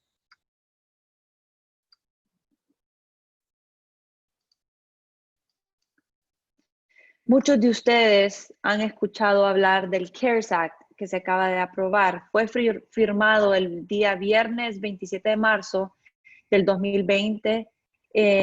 En este CARES Act es una política del SBA con respecto a la ley de CARES emitida a fines de abril. Les recomendamos que por favor lean la ley. Van a escuchar un montón de personas hablar que ofrece esto, ofrece lo otro, pero para que ustedes estén más a gusto, les recomendaríamos que por favor lean la ley. Y estoy más que segura que podamos encontrar una copia de esta ley en español. No estoy segura si ese es el caso. No sé si Rubén ha escuchado, si hay alguna forma de encontrar el CARES Act en español, y si no hay si no podemos conseguir esta información, yo estaría dispuesta a buscar a alguien que lo traduzca si ustedes necesitan y quisieran leer la ley en español. Nosotros no podemos ofrecer interpretación legal de la ley, no podemos hacer comentarios sobre partes de la ley no relacionadas con el SBA en Estados Unidos. Y como les mencionaba, la ley CARES está la puede encontrar en este desenlace, el link que se encuentra aquí abajo. Todavía no estoy 100% segura si podemos accesar esta información en español, pero les voy a averiguar. El SBA solo tiene dos secciones que se relacionan con el CARES Act. La sección 1102, que es la Paycheck Protection Program, que es para poder proteger los pagos de nómina a sus pequeñas empresas, pero también la sección 1110, que es el Idle Grants, que es para Idle Grants and Idle Loans, que es para poder aplicar para conseguir préstamos para ayudar a rescatar sus empresas en estos momentos críticos. Hay dos tipos de alivio de la deuda de SBA. Si usted ya tiene un préstamo con el SBA actualmente, ellos están haciendo varias cosas para poder ayudarles a ustedes, para poder aliviar su flujo de caja y para poder asistirlos con esto. La SBA ahorita pagará automáticamente el principal, los intereses y las tarifas de los actuales 7A y 504 y micropréstamos en estado de servicio regular durante un periodo de 6 meses. Si el prestamista recibe un pago de un préstamo después del 27 de marzo del 2020, debe informarle al prestario que tiene la opción de el prestamista devolver el pago o aplicar al pago para reducir aún más el sueldo. Y repito, esto solo es si usted ya tiene un préstamo con el SBA. También hay préstamos por desastres existentes.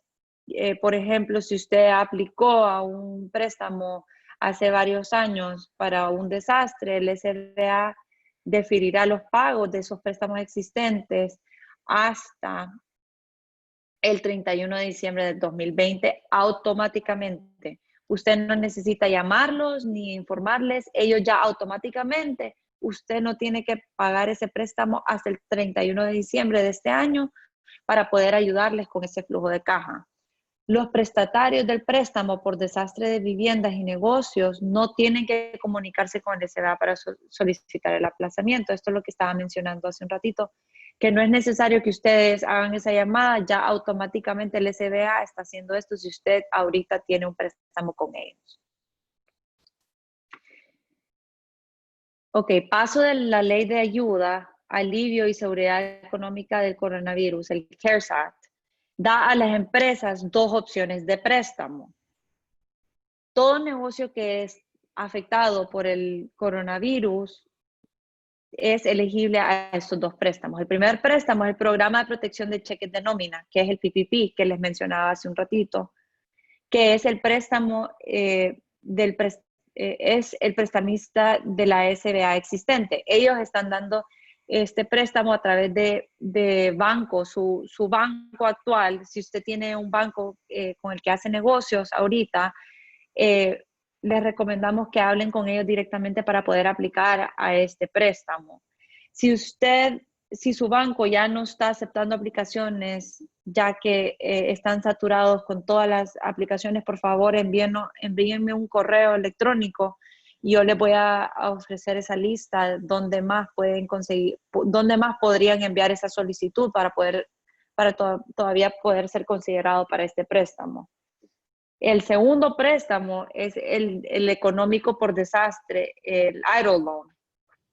Este préstamo es directamente con el gobierno federal. Entonces, para aplicar a este deberían ir directamente con el SBA, no se puede hacer a través de su banco actual.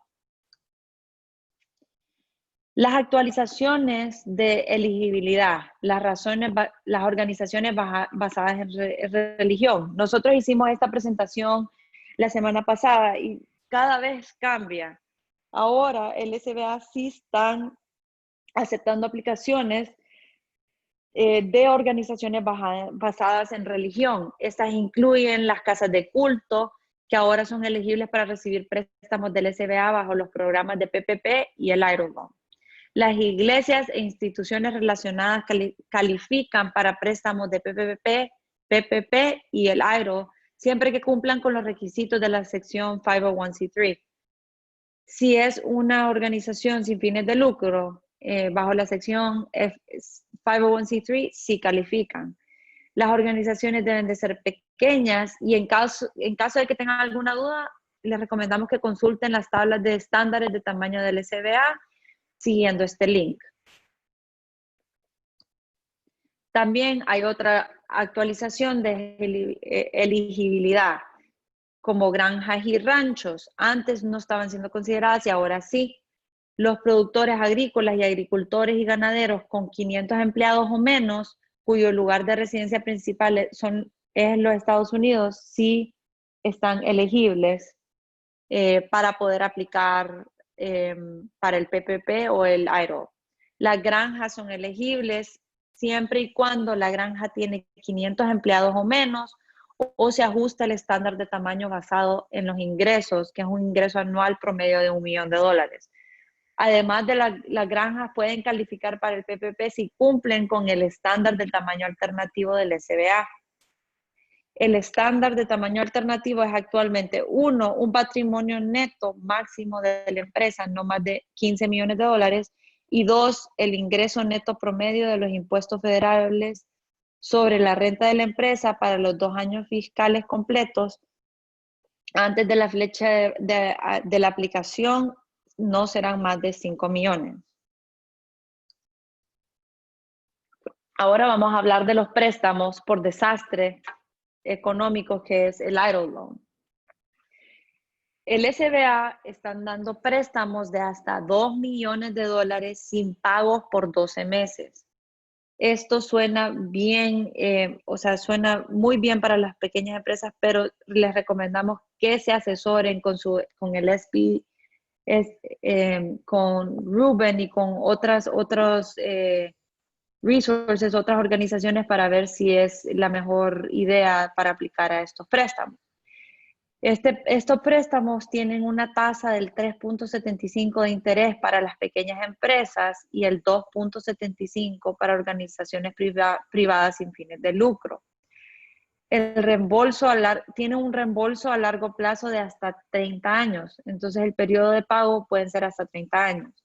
Las pequeñas empresas, las pequeñas cooperativas agrícolas y las organizaciones privadas sin fines de lucro, todas son elegibles. Se puede usar para deudas fijas, nóminas, cuentas por pagar y otras facturas afectadas por el desastre. Ojo, si usted ya aplicó al PPP para usarlo para sus nóminas y para su factura de utilidades y para su renta, no va a poder aplicar para este préstamo otra vez. No se puede hacer doble. Entonces, si usted ya aplicó para el PPP para encargarse de la nómina, no puede volver a aplicar para este otro préstamo para nómina, pero sí pueden ser para deudas fijas o para otras cuentas por pagar.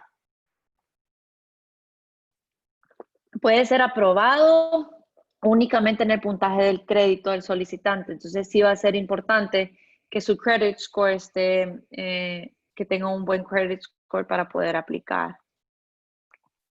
Estos son los detalles adicionales de este préstamo. No hay ningún costo para aplicar y no hay ninguna obligación de tomar el préstamo en caso que se lo ofrezcan.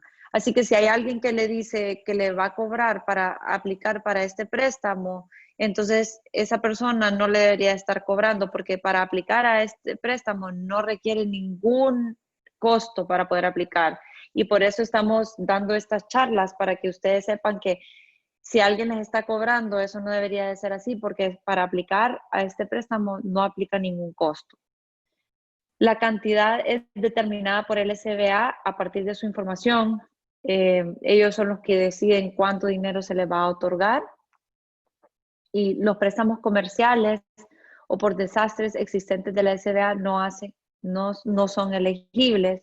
Y los requisitos de garantía personal, ninguno si el préstamo es inferior a $200,000, pero si supera los $200,000, entonces las garantías de todos los propietarios tiene que ser del 20% o más. Mari, Colateral. Sí, si, Rubén. si alguien necesita ayuda a poner su aplicación con el EIDL o el PPP, nos pueden hablar al UTSA SBC, también el Women's Business Center y SCORE. Pienso que todos nosotros podemos ayudar los clientes si tienen preguntas o tienen un difícil, para poner la aplicación. Claro, muchísimas gracias, Rubén. Y ellos ofrecen esta ayuda completamente gratis. Entonces, ellos están dispuestos a ayudar. Por favor, contacten a Rubén. Ya vamos a pasar su contacto para que ustedes puedan comunicarse con ellos si necesitan ayuda para hacer estas aplicaciones. Muchísimas gracias, Rubén. Regresando al colateral, si el SBA no disminuirá por falta de garantías, pero requiere las promesas de lo que está disponible. Entonces no es un requerimiento poder dar un colateral o una garantía, pero si usted lo tiene, el SBA lo requiere. Y también no requiere residencia principal en Texas para poder aplicar. Ok, la ley de CARES y la beca que está disponible por el EIDL Loan. Hasta el 31 de diciembre del 2020, las pequeñas empresas afectadas pueden solicitar hasta $10,000 de beca, que esto es parte del préstamo, pero estos $10,000 podrían ser perdonados si usted califica. Elegibilidad determinada por autocertificación y el pago debe realizarse dentro de los 3 días. No se requiere el pago incluso si posteriormente se le niega un préstamo. Avance puede usarse para cualquier dispositivo descrito en la sección 7B2 de la ley de pequeñas empresas, incluyendo licencia por enfermedad remunerada del empleado si no puede trabajar debido al efecto directo del COVID-19. Para nóminas, para retener empleados, también para aumento de los costos para obtener materiales no disponibles debido a las cadenas de suministro interrumpidas. También para pagos de alquiler o hipoteca y obligaciones que no se pueden cumplir debido a pérdidas de ingresos. Ojo, un solicitante puede recibir un préstamo AIRO y un préstamo PPP siempre que los costos que se paguen con cada uno sean diferentes, sin doble inmersión. Esto era lo que yo les comentaba hace un ratito, que si ustedes ya aplicaron para el PPP, para pagos de nómina, no van a poder aplicar a este grant, esta beca, para otra vez pago de nómina. O sea, no se puede hacer doble inmersión. Entonces, mucho cuidado con eso. ¿Cómo solicitar el AIRO? Para el desastre del COVID-19, todo está en línea. Funciona en su iPhone con Safari, Chrome y Chrome en su Android si no tiene iPhone. Y si está utilizando un PC, funciona mejor con el Internet Explorer o Microsoft Edge. El sitio web para solicitar este préstamo es www.sba.gov/disaster. También puede comunicarse con el Centro de Servicio al Cliente de Desastre del SBA al 1-800-659-2955 o enviar a un correo electrónico a disastercustomerservice@sba.gov. También Ruben y el SBDC están dispuestos a ayudarles si necesitan ayuda a solicitar este préstamo, como ya les habíamos mencionado. Esta es la página web. Todas las formas para poder aplicar se encuentran disponibles en español. No estoy segura si esta página web se encuentra en español, pero son los pasos que se necesitan, pero sí creo que todas las formas están disponibles en español. Hay 5 componentes de esta aplicación en línea. Primero son los disclosures, que son todos los requerimientos y básicamente lo que usted se está comprometiendo a hacer con este préstamo. Se los recomiendo que lean bien claro a ver si les conviene a sus negocios. Luego de los disclosures va la información de su negocio.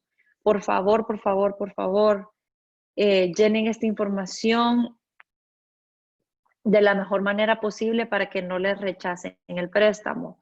Entre más información ustedes les pueden proveer que sea la información correcta, más rápido pueden recibir los fondos y más fácil les van a aprobar su aplicación. Luego de la información de su negocio va la información como propietario del negocio. Por favor, como les repito, incluyan la información correcta.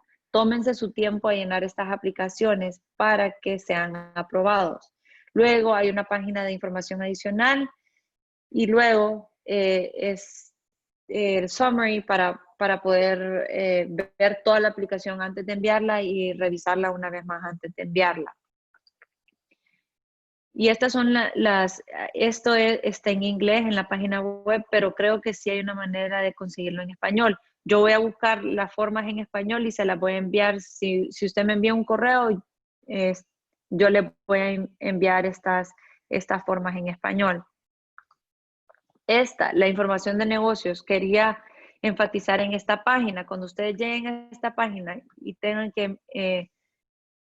que proveer toda la información de sus negocios, todo lo que está en rojo o tiene un asterisco en rojo es información sumamente importante para que les puedan aprobar el crédito. Si usted no provee esta información adecuadamente, van a haber retrasos y no va a calificar para el préstamo. Así que si necesitan ayuda, por favor, contacten a los recursos que le estamos proveyendo para que ustedes puedan llenar estas aplicaciones de la mejor forma posible. Igual con la siguiente información que se les pide. Y luego también con la información del dueño del negocio. Toda la información, entre más se concentren ustedes a llenar esta aplicación y nos den la información correcta, más fácil va a ser para nosotros poder aprobar estos préstamos. Y esto, como les dije, está en inglés. Yo voy a buscar las formas en español para poder enviárselas. Después, ¿qué hacer después de que usted aplica y que llena su aplicación? La decisión de procesamiento del préstamo, primero la información va a ser verificada, los créditos van a ser verificados y puede que les requieran más información. Se determina la cantidad del préstamo. También un oficial de préstamo lo contactará a usted directamente para hacerle recomendaciones y la decisión para estos préstamos normalmente toman hasta 4 semanas. Cierre de préstamo y desembolso de fondos. Ya una vez que se cierra el préstamo, queda firmar y presentar los documentos de préstamo y el desembolso inicial van a ser de $25,000. Esto no incluye el anticipo de hasta $10,000 dentro de los 5 días. El case manager, que va a ser su oficial asignado, lo ayudará con el resto del cierre de préstamo. Nota final importante sobre la aplicación del IRO. Si se necesitan más fondos, puede enviar documentos de respaldo y solicitar un aumento. Porque les recuerdo, ustedes pueden estar solicitando por una cantidad, pero el SBA va a ser el que determina la cantidad final que ellos van a proveer. Pero si usted necesita más, puede enviar esos documentos de respaldo para poder solicitar un aumento. Si se necesitan menos fondos de los que han sido otorgados, también puede solicitar una reducción. ¿Qué hacer si se les niega este préstamo? Tienen 6 meses para proporcionar una solicitud de reconsideración por escrito con información nueva y completa. Información completa necesitamos para que su solicitud pueda tener más oportunidades de aceptación. Si se les niega por segunda vez, tienen hasta 30 días adicionales para poder appeal y para poder llenar la aplicación nuevamente. Por favor, complete y envíe todo lo requerido. Todo lo que le están pidiendo es un requisito para poder ser aprobados. Así que yo les recomiendo que puedan llenarlo lo mejor que pueden para que estos préstamos sean aprobados. Ahora vamos a hablar de préstamos PPP, que son para la protección de pagos de nómina. El programa de protección de pagos de nómina está designado a ayudar a las pequeñas empresas con la nómina y otros gastos operativos. La SBA perdonará la parte de los ingresos del préstamo que se usó solamente para cubrir las primeras 8 semanas de costo de nómina, para costos de alquiler y para costos de utilidades y también interés hipotecarios. Es súper importante que entiendan esto. O sea, este préstamo puede ser perdonado si ustedes luego presentan todos estos pagos, si son para pagos de alquiler, pagos de nómina, utilidades y interés hipotecarios. Si el dinero se utiliza para otros gastos, usted va a ser requerido que pague este dinero de regreso a la SBA con un interés. Así que ojo ahí, tengan mucho cuidado, porque a la hora de aplicar a estos fondos, quiero que ustedes sepan que parte de estos fondos pueden ser perdonados y pueden ser como una beca, por decirlo así, si ustedes siguen todos los requisitos que les pide la SBA. ¿Qué necesita para tener elegibilidad para el PPP? Ser una pequeña empresa afectada por el COVID-19 con menos de 500 empleados. Incluidos están las empresas individuales, contratistas independientes, trabajadores independientes, organizaciones privadas sin fines de lucro, organizaciones de veteranos, 501c19.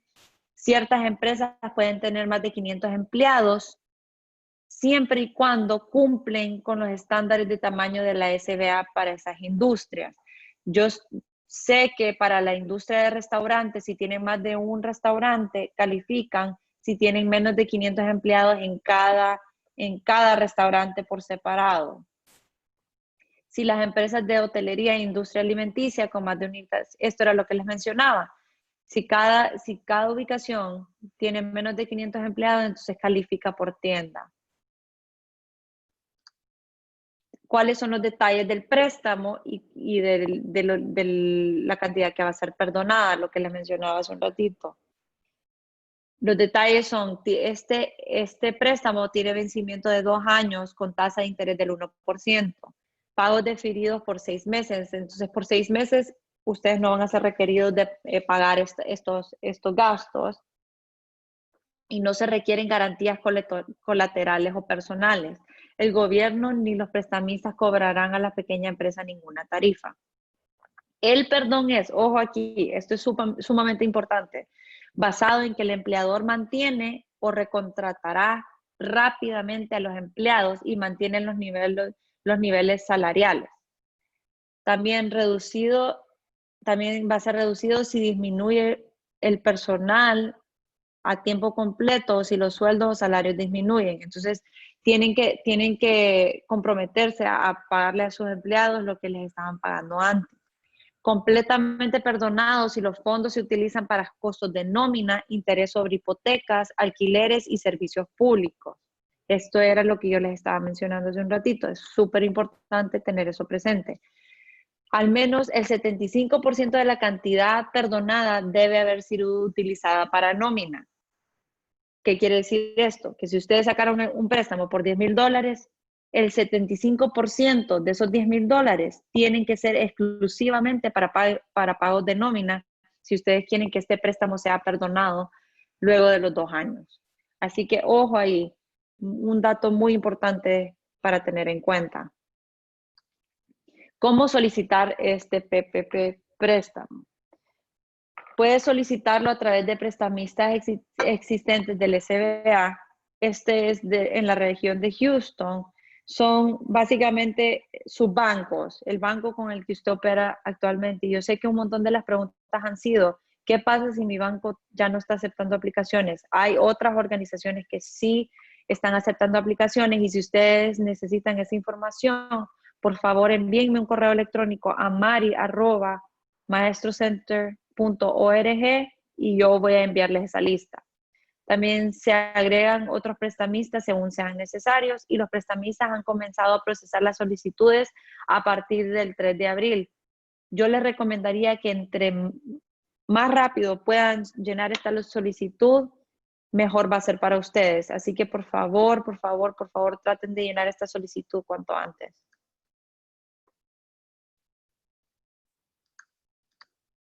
Esta es la aplicación. Como yo ya les había dicho, estas formas están en español. Si usted necesita ayuda con esto, lo vamos a enviar con nuestros recursos que tenemos para poder ayudarles. Es de verdad que es una aplicación bien sencilla, solo que sí, por favor, presten mucho atención y llénenlo lo mejor posible para que ustedes sean aprobados más rápido. Y esta es parte de la aplicación. Y les quería mencionar algo. Aquí en la pregunta 7, antes era un requisito que usted fuera residente de Estados Unidos. Ahora ese no es el caso, porque su negocio puede estar aquí en Estados Unidos. Usted puede emplear a la gente de Estados Unidos y eso no quiere decir que no califique usted. Si su negocio está en Estados Unidos, sí califica a aplicar a este préstamo. Y esta es parte de la aplicación. Esa es toda la aplicación. Son 2 páginas en total.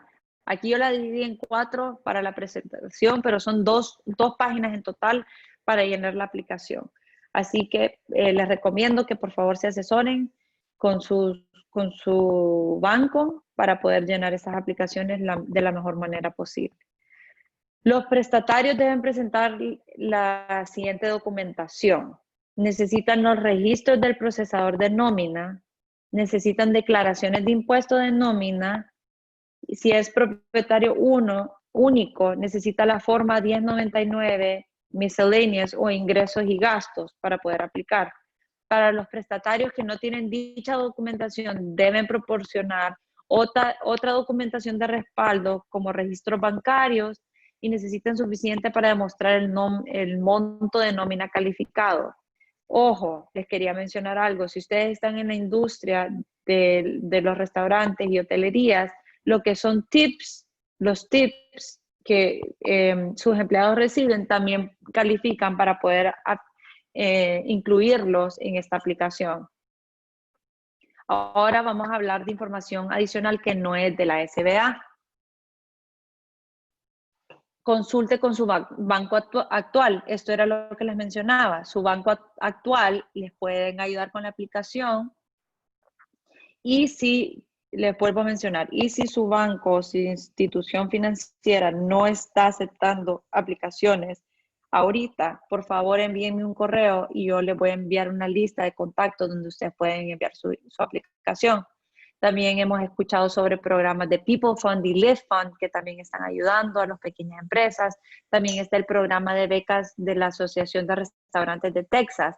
Si usted tiene un negocio en restaurantes, por favor, les invito a que hagan un poquito de research y que busquen un poquito de esta información porque la Asociación de Restaurantes de Texas están dando becas para negocios en Texas. También está el programa de préstamos a corto plazo. Esto es en la región de Galveston, en Houston. También está la asistencia de organizaciones sin fines de lucro y hay mucho más por venir. Y este solo es el comienzo. Yo quiero darles un poquito de esperanza y de fe que juntos vamos a superar esta crisis y a medida que pasan los días van a haber más recursos y van a haber más ayuda a su disposición. Esta es la información del contacto que ya le habíamos ofrecido para si usted está ubicado en el área de Houston, pero también les quiero mencionar que ya le voy a poner la información si usted está ubicado en el área de San Antonio. También hay que asesorarse sobre estafas y fraudes para las pequeñas empresas. Si hay presencia de un logotipo de la SBA en una página web, no garantiza que la información sea de la SBA. Por favor, asesórense, no vayan a meter su información privada en cualquier página web. Por favor, asesórense bien y tengan presente que esta información es su información personal que puede ser afectada si ustedes la ingresan en una página que no debe de ser. Así que por favor usen los recursos que tenemos nosotros disponibles para poder asesorarse de la mejor manera posible. Las preguntas más comunes que nos han enviado es, no sé, Juanita, si me quisieras ayudar con las preguntas y no sé si tenemos preguntas de la gente que está ahorita conectada. Ahorita vamos a contestar cualquier pregunta que tengan. Claro que sí, Mari. Gracias. Gracias por poder presentar tanta información y los recursos que se están presentando en este momento. Otra vez quiero decirles para que se aseguren, lo que estamos presentando es no que estamos presentando la oportunidad a poner aplicación que vamos a dar dinero a soportar financieros o institutos financieros como están presentando aquí. Nomás solo estamos presentando la información, los recursos que pueden presentar y ayudar con la aplicación para recibir los fondos que necesitan las empresas para mantenerse y seguir avanzando. Pero claro que sí, Mari, gracias otra vez al Maestro Center por poder presentar esta información y también por poder presentar las informaciones en aplicaciones y los websites. Una de las preguntas es dónde pueden ir a visitar, a bajar los recursos para el coronavirus. Si se nota la aplicación, la información presentada ahorita, es para obtener una copia de este mazo de los posibles, pueden alistarse. Este es por el distrito de Houston, pero también se pueden entrar para presentarse la información de San Antonio. Estos recursos pueden, no nomás es para San Antonio y para Houston. Cuando vayan a la situación, donde dice www.sba.gov/Texas, también pueden ir y pueden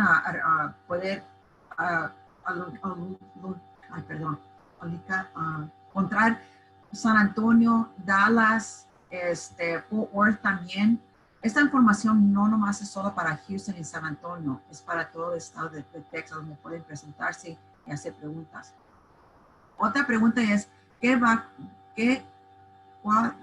bancos están ofreciendo préstamos por PPPP? Muchos de los préstamos de la SBA en San Antonio ya conocieron, ya son conocidos. Bueno, la otra cosa es que aunque los bancos no pueden presentarse los fondos a ayudar con los recursos de fondos, todavía tenemos información por SBA, también FEDFund, que se presenta información, ¿verdad, Mari? Sí, sí, claro que sí. Y si necesitan esa información, si su banco no está aceptando ya aplicaciones, por favor envíenme un correo y yo con gusto les envío esa lista de otros recursos que sí están aceptando esas aplicaciones. La otra pregunta es, ¿puedo verificar el estado de mi solicitud en línea? Sí pueden, sí pueden, pero ahorita como hay tanto aplicaciones, la website también tiene un poco de problemas, pero tengan paciencia porque cada día están presentando más información, pero pueden aquí a ver el número 1-800-659-2955. Esa línea está abierta por 24/7, todo el día y la noche también. Pero por favor, tomen la oportunidad, no nomás llamen entre las horas del negocio, pero como se están presentando todo el día en la noche, llamen después de las 8. Así pueden tomar la información de una persona o presentarse o enlistarse en una línea donde pueden recibir la información y también dónde está su aplicación. La oficina local en el distrito de Houston pueden verificar el estado de su aplicación o solicitud, como dicen, pero también en San Antonio, en Dallas, en Fort Worth. Pero tengan paciencia, por favor, porque como no están impuestos de recibir tantas llamadas y de aplicaciones, por favor, tengan la paciencia y soportarles para poder responderles. Se perdonan los préstamos de EIDLE, IDLE, no. Ese préstamo, los préstamos avance es una, ¿cómo se dice? No están perdonados, solo hasta $10,000 y esto no es garantizado. O sea, esto, la SBA va a ir caso por caso a ver quién califica para poder dar esta ayuda de hasta $10,000, pero no es garantizado. Pero la cosa que queremos empezar es que hay dos tipos de IDLE. Uno es un préstamo y uno es un grant. Sí. Y sí son diferentes, pero queremos empezar eso. Otra cosa también es, gracias, Mari. ¿Puedo solicitar tanto el IDLE como el PPP? Sí, pueden marcar que todos pueden, pero nomás que no pueden duplicar los costos. Sí, si usted ya aplicó al IDLE para pagos de nómina, no puede volver a aplicar al PPP. Entonces es o el uno o el otro. Pero si usted ya aplicó al PPP para pagos de nómina y usted tiene que pagarle a sus proveedores, sí pueden aplicar al IDLE para poder pagarle a sus proveedores. Solo que los fondos tienen que ser usados apropiadamente y no se pueden usar para los mismos costos. Y otra pregunta es, ¿qué préstamo debo solicitar para el IDLE o PPP? Cada negocio es diferente. Hay recursos local y garantitos para poder ayudarles. Pero toman en cuenta que cada negocio es diferente. Lo que puede suceder con un negocio probablemente no sea igual como para otro. Y depende también. Otra pregunta es, Mari. Si han enviado su solicitud, idle, pero no recibió el avance, no recibió lo que es la parte gratuita, puede enviar la nueva solicitud. Incluso si previamente envió una solicitud para el avance, no afectará el estado ni ralentizará su aplicación existente. Entonces, si usted no ha recibido el avance, por favor, vuélvalo a enviar para agilizar el proceso.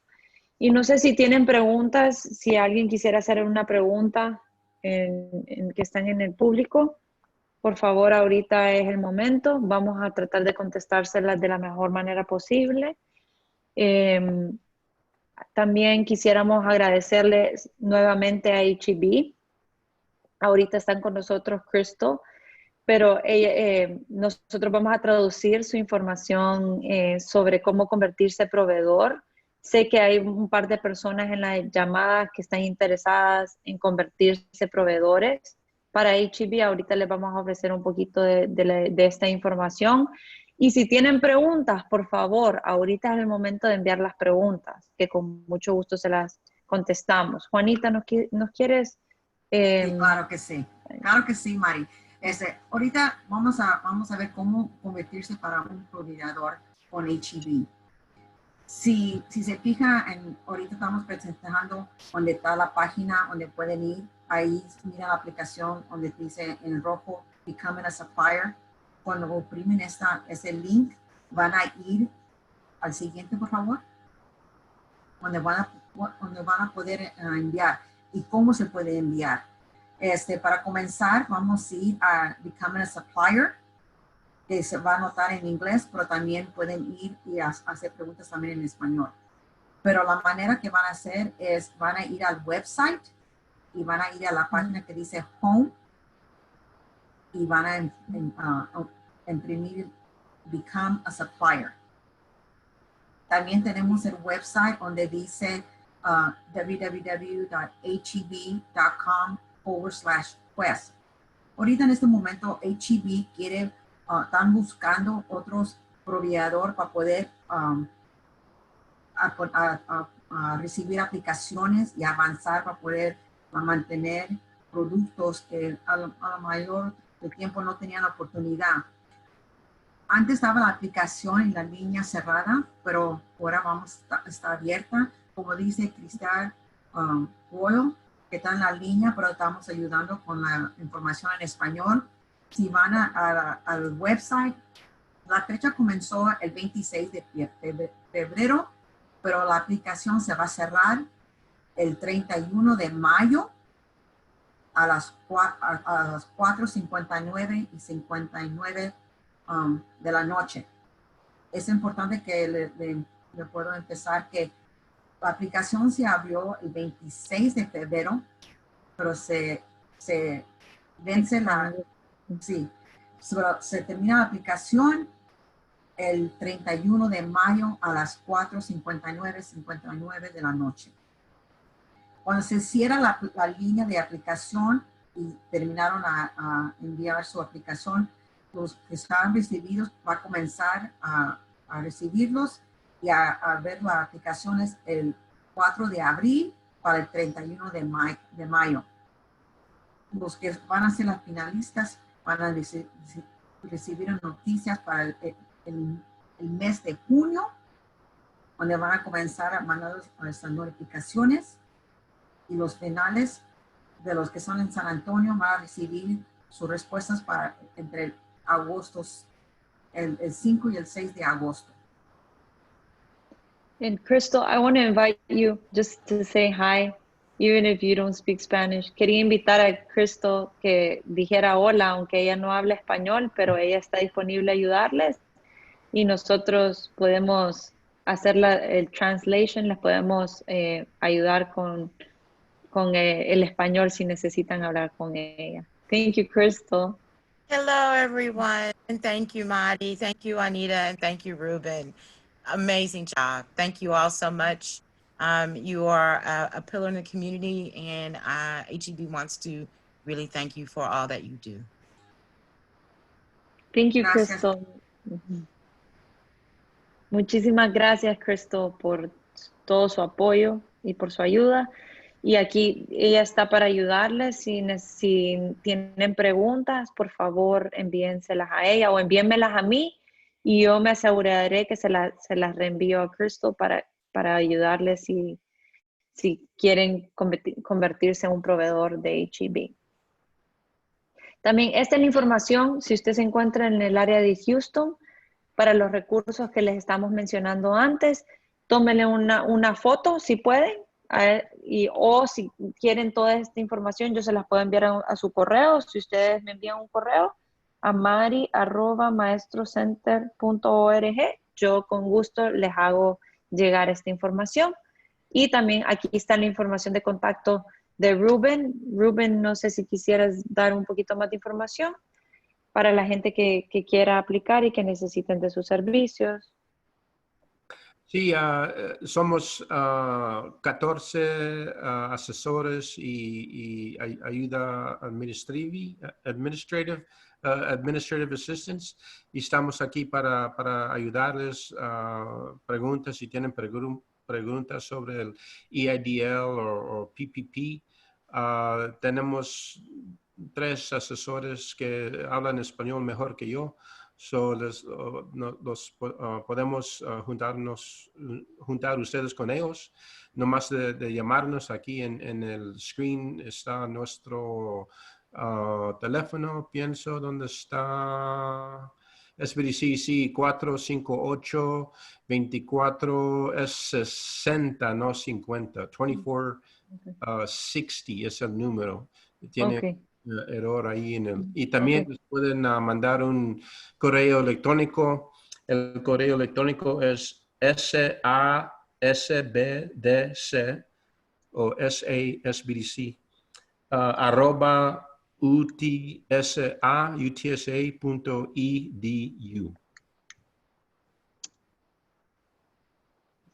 Gracias. Muchísimas gracias, Rubén. Muchísimas gracias. Ahí se los dejé para que puedan verlo. Si necesitan enviar un correo, ellos están. Tengo una pregunta. Mari, ¿cree que se pueda agendar una cita con H-E-B? Crystal, I have a question. Could we schedule a meeting with you? We have someone, I don't want to mention her name, but she's part of our tenant. She's one of our tenants, and she's wanting to be a supplier for H-E-B. Is that a possibility? We can talk offline, and and you have all my information, Mari. So yeah, she can contact me. Okay, perfect. Sí, Maribel, vamos a estar en contacto con usted. Después de la llamada podemos hablar sobre cómo podemos agendar esa reunión. Claro que sí, estamos aquí dispuestos a ayudarle. Aquí Mari, no, yo no miro ninguna otra pregunta, pero más de Maribel, pero ¿hay una pregunta? ¿Alguien más? ¿Alguien más tiene una pregunta?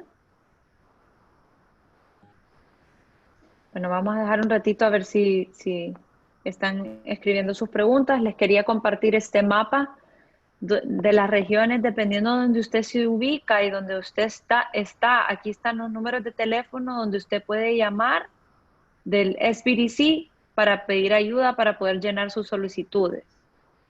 Así que les recomiendo que también le tomen una foto. Yo les puedo reenviar esta información para que ustedes sepan a quién contactar dependiendo dónde se ubica en el estado de Texas. Y nuevamente, gracias. Quisiera agradecer primeramente a H-E-B por ser uno de nuestros recursos más grandes. Muchísimas gracias por siempre estar dispuestos a ayudar a la comunidad de empresas pequeñas en nuestro estado, en el estado de Texas. Muchísimas gracias también a nuestros patrocinadores como Wells Fargo, VIA, BBVA, pero también a nuestros aportadores y nuestro apoyo incondicional, que son las cámaras de comercio, también los SBDCs, que todos están dispuestos a ayudar de la mejor manera posible. Así que muchísimas gracias. Gracias, Juanita. Juanita ha sido parte clave en estos webinars. Sin la ayuda de ella no podríamos hacer todo lo que estamos haciendo. Muchísimas gracias, Juanita. Juanita tiene un podcast que se llama Tree Shakers y pronto vamos a estar anunciando otras noticias de cómo pueden accesar más información. Y muchísimas gracias, Juanita. Muchísimas gracias, Ruben, por su tiempo y por su participación. And thank you so much, HEB and Crystal, for all that you do and for making these webinars possible. We can't thank you enough. So, gracias a todos. Thank you, everyone. Muchísimas gracias por su participación y por su tiempo. Les recuerdo que esta sesión va a estar grabada, así que si ustedes quieren volver a escuchar o quieren volver a ver parte de esta presentación, va a estar disponible. Solo envíenme un correo, pero también va a estar disponible en nuestra página web y en la página web de HEB. Muchas gracias.